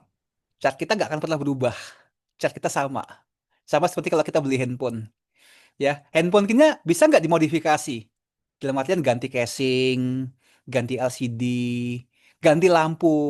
Ini saya jadi inget nih zaman dulu, dulu banget nih. Zaman-zaman masih Nokia 3310. Itu ya, saya masih remaja waktu itu. Ya, handphone tuh kita kasih warnanya apa? Lampunya biru. Ya. Nah, kita melakukan modifikasi perubahan pada handphone kita. Pertanyaannya, buku manualnya berubah nggak?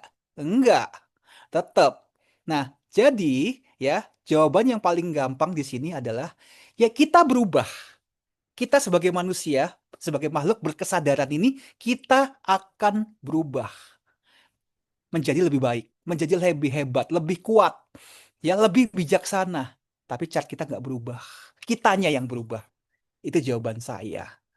Ha-ha. Oke, baik, sangat jelas Pak Albert jawabannya. Kembali lagi ada dari Mas Lesmana lagi tanya terkait metodologinya, Bapak bagaimana itu kira-kira untuk mengetahui? Metodologi apa ini human design? Kalau Iya. metodologinya human design ini gabungan dari beberapa ilmu. Jadi ada 4 ilmu esoterik ya, mulai dari astrologi, ya makanya kenapa tadi teman-teman kalau lihat chartnya kan ada planet-planet di situ ya, simbol planet. Nah, kedua cakra, cakra yang tadi kita bahas tadi itu ya, yang 7 jadi 9 itu, ya itu clear banget itu. Ketiga, kita ngomongin hexagram I Ching, yang mana? Yang tadi tuh yang angka-angka kode DNA 1 sampai 64. Kode 1 itu adalah kreativitas, kedua adalah tentang arahan, tiga inovasi dan seterusnya, ya. Empat. Nah, empat itu adalah Kabalah, Tree of Life. Yang mana? Tadi yang teman-teman, saya punya gerbang 9 nyambung 52. Saya punya 35 nyambung 36. Nah, dua gerbang itu, dua angka yang nyambung, itu menghubungkan dua pusat energi, dua cakra. Nah, kalau di dalam Kabalah, kan kita mengenal ada yang namanya Tree of Life kan. Nah, itu disebut ada 10 Sefirot, 10 Sefirot. 10 Sefirot itu menghubungkan antara pusat yang satu dengan pusat yang lain. Itu Kabalah. Ya, nah itu ilmu kunonya, 4. Ilmu modernnya, 2. Satu, kuantum fisika. Apa itu kuantum fisika? Gampang. Yang menjelaskan bagaimana cara kerja energi. Kenapa energi itu bisa berpindah tempat. Energi itu, kan dikatakan kan energi tidak bisa diciptakan dan tidak bisa dihancurkan. Tapi energi akan bisa berubah menjadi bentuk energi yang lain. Nah, 9 pusat energi dalam tubuh kita, itu kan aliran energi berubah. Dan kedua adalah aktivasi planet.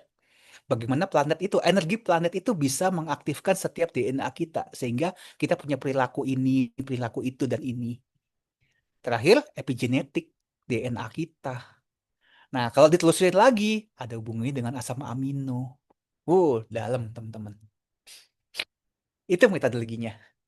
Iya, baik. Terima Nah, kasih atas jawabannya dan pertanyaan dari kawan-kawan semuanya. Nah, ini saya izin menambahkan, izin sharing aja. Nah, terkait dari semua pemaparannya Pak Albert jelas sekali nah itu. Nah, ini eh, ada relevansi dari pengalaman saya pribadi, Pak. Nah, mungkin dari yes. struktur cakra misalnya dari 7 cakra Betul. bisa 9 gitu. Nah, Ya, terkait saya tarik kaitannya dengan bagaimana chart kita dalam menentukan dia memang rezekinya dari awal memang sudah ditentukan dari misalnya kalau seseorang misalnya cakra ajna atau mungkin cakra mata ketiga pengetahuan otak pemikiran itu sangat tajam maka dia betul. kemungkinan besar akan uang itu akan datang dari sana emang sudah blueprintnya dari sana gitu nah mungkin ini Yes. itu yang saya ceritakan barusan itu sebenarnya itu saya pribadi Pak jadi Wow. awal-awal ketika saya belajar teosofi saya nggak tahu ini apa nah semakin ke sini makin terakhir saya sadar banyak hal ini pemasukan saya dari dulu sampai sekarang mungkin ini dari riset sih dari riset dari pemikiran dari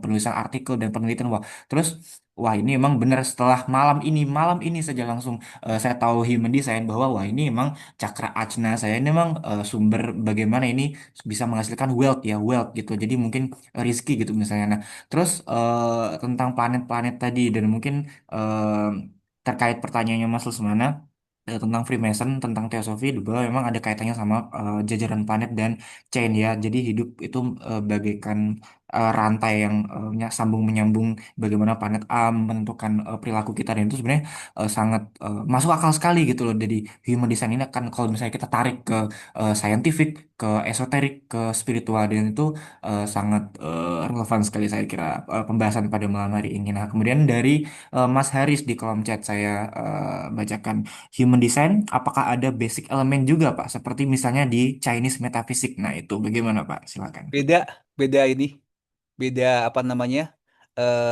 Beda ilmu. Nggak ada. Kan ada lima, lima ini kan 5 elemen kan? Kayu, api, kemudian logam, beda. Kita nggak ada. Heeh. Tapi di pengetahuan advance yang saya kerjakan nih, ya, saya membagi menjadi 4 elemennya barat. Kalau teman-teman pernah nonton Avatar, ya, itu ada namanya pengendali air, pengendali api, pengendali pengendali kayu dan tanah. Nah, itu rekaannya saya, tapi itu relevan. Nah, itu gunanya apa? Gunanya pada saat kita mau bikin bangun branding, bangun bisnis menggunakan human design. Jadi kalau ilmu aslinya nggak ada. 5 elemen hanya ada di Chinese Metafisika. 4 elemen juga sebenarnya ada di astrologi. Tapi human design tidak menggunakan elemen ini. Beda modalitas. Oke, baik. Dari modalitas, dari elemen masing-masing begitu ya, Pak ya. Yes, beda, Hmm, beda, nah, beda dari ilmu. iya dari yang saya petik dari awal sampai akhir tadi bahwa satu hal sih tentang human design itu sebenarnya mirip-mirip tentang bagaimana itu kaitannya sama pola pola bagaimana suatu subjek atau seorang dilahirkan dia sudah terpetak dengan pola A, polanya gini ya gini gitu loh. Bisa berkembang, bisa makin bijaksana tapi polanya tetap seperti itu. Nah, misalnya saya katakan bahwa seseorang misalnya A, dia memiliki pola emosi yang begini, pola hidup yang begitu, atau pola karakter yang seperti itu. Nah, itu kalau saya tarik ke human design dan ada hubungannya sama ini saya sempat belajar sekilas aja sih, sekilas otodidak aja tentang life path number. Jadi Tepat. numerologi. Nah, numerologi itu ada hubungannya juga tentang tadi kan I Ching juga tentang nomor-nomor gitu ya. Nah, jadi di numerologi itu yang saya ketahui tentang bagaimana seorang dari tanggal lahir, dari ada astrologi juga zodiak atau mungkin jajaran planet itu digunakan bahwa memang misalnya life path number 3. 3 itu kombinasi antara satu dan dua misalnya tanggal 12 lahirnya nah satu apa dua apa hasilnya tiga bahkan tiga itu orangnya emosional Ya, gini-gini dan itu sebenarnya tergantung juga itu sebenarnya jadi kesimpulannya yang saya tarik adalah human design itu bisa nyambung sekali ke sangat luas bidang ilmu mulai dari fisika banget. kuantum tadi ya mulai dari sains kemudian astrologi dan sampai bahkan ke spiritual teosofi jadi itu sangat sangat sangat menarik pada diskusi malam hari ini kita semua nah mungkin kalau dari saya sekarang sudah pukul 22.55 ya. Nah, sesuai dengan rundown sebentar. Nah, pukul 22.45 sesi diskusi berakhir sekarang sudah 22.55. Nah, mungkin saya sebagai moderator izin mengucapkan terima kasih sekali atas kehadiran Bapak Ibu, Mbak Mas atas antusiasnya dan terutama pada Pak Albert ya. Terima kasih sekali sudah bersedia untuk mengisi studi pada malam hari ini. Dengan demikian, sesi diskusi dan tanya jawab, sesi materi saya cukupkan di sini. Kemudian saya lanjutkan ke acara berikutnya yaitu refleksi teosofi tentang refleksi tentang esensi manusia dan evolusi jiwa modern dari Sister Mbak Yohana Teresia. Silahkan Mbak, saya waktu dan tempat saya persilahkan. Ya, terima kasih Mas Heru, terima kasih untuk Mas Albert yang sudah berbagi ilmunya, berbagi pengetahuannya tentang human design juga. Terima kasih juga untuk semuanya yang telah hadir mengikuti studi pada malam hari ini ya. Salam persaudaraan, selamat malam, Sugeng Dalu, salam sejahtera untuk kita semua. Om Swastiastu, Namo Buddhaya, salam kebajikan. Ya, ini kalau kita refleksi ya tentang human design dan evolusi jiwa menurut apa evolusi jiwa modern menurut Cahaya dalam teosofi ya. Eh, dalam ajaran teosofi itu setiap manusia adalah jiwa ilahi yang sedang menempuh perjalanan panjang menuju ke kesadaran kesempurnaan sempurnaan diri ya. Kemudian dari HPB Blavatsky pernah menuliskan tentang bahwa pengetahuan sejati tidak datang dari luar, melainkan dari pengenalan mendalam akan hakikat diri. Human design berbicara dengan bahasa yang serupa, bahwa di dalam diri kita telah tersimpan peta energi dan rancangan kehidupan yang menunjukkan bagaimana jiwa ingin mengekspresikan dirinya di dunia ini. Jadi setiap rancangan itu adalah unik ya, seperti sidik jari kosmis. Jadi setiap rancangan itu mungkin tidak ada yang sama, mungkin berbeda tipis-tipis, tapi tidak ada yang persis mungkin ya, apa tidak ada yang mutlak. Jari kosmis yang diberikan semesta agar kita belajar menerima dan menemukan potensi yang terdalam dalam diri kita. Kemudian Annie Besant dalam The Ancient Wisdom berkata, jiwa berkembang melalui pengalaman, melalui keberanian untuk hidup setia pada rancangan ilahi yang telah ditanamkan di dalamnya. Ya, terus kemudian maka ketika kita belajar mengenai tadi yang telah dijabarkan detail oleh Mas Albert ya tentang human design, sejatinya kita sedang membaca peta evolusi jiwa kita sendiri, ya. Bagaimana energi bergerak dalam diri, bagaimana keputusan terbaik muncul, dan bagaimana setiap pertemuan membawa pelajaran untuk pertumbuhan batin.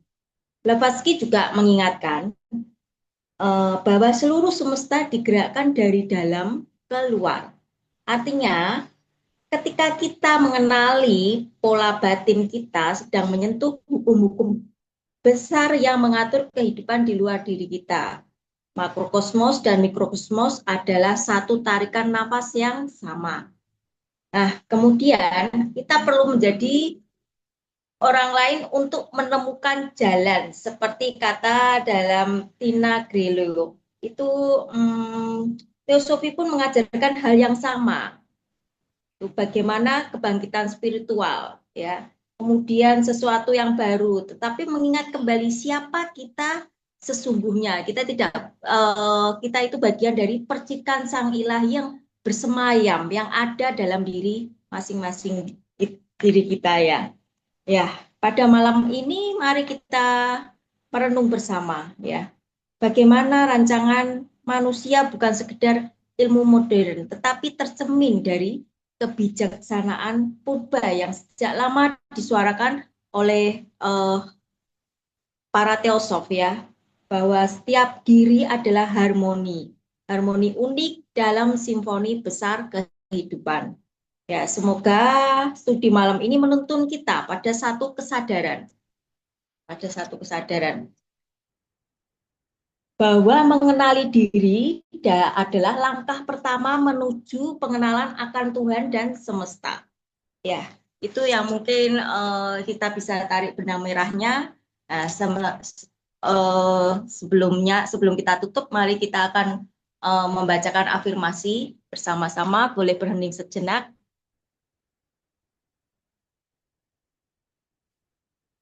Ya, tarik nafas dan hembuskan. Rileks. Bimbing hamba dari ketidaktahuan menuju kebenaran. Bimbing hamba dari gelap menuju terang. Bimbing hamba dari kematian menuju keabadian. Terima kasih. Salam Rahayu, selamat malam semuanya, selamat beristirahat. Rahayu, terima kasih pada pembicara narasumber kita, Mas Albert dan moderator Mas Heru. Selamat malam, terima kasih semuanya. Terima kasih teman-teman sekalian sudah hadir. Terima kasih Mbak Yohana, terima kasih Mas Heru.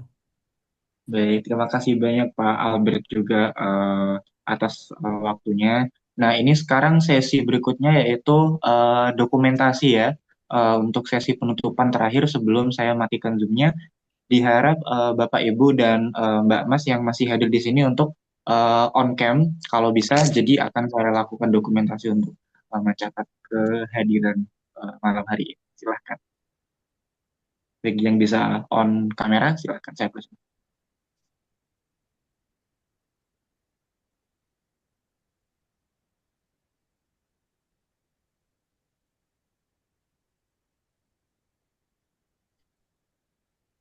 Baik, Bapak, Ibu, Mbak, Mas.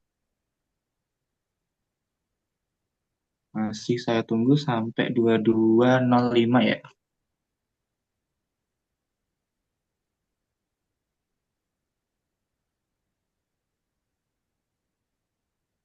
Oke, ya, saya kira sudah cukup ya segini. Baik, saya mulai sesi dokumentasi dalam hitungan 3, 2, 1. Baik, sekali lagi. 3, 2, 1. Oke, baik. Terima kasih Bapak Ibu, Mbak, Mas sudah hadir dalam sesi diskusi dan studi kali ini, malam hari ini. Semoga sehat selalu dan semoga diberi kelimpahan dan keberkahan atas ilmu dan studinya. Salam Rahayu, Rahayu. Terima kasih. Sekian dari saya izin untuk mengakhiri Zoom meeting. Terima kasih. Dalam hitungan Terima kasih 3, 2, semua. 1, saya akhiri. Terima kasih.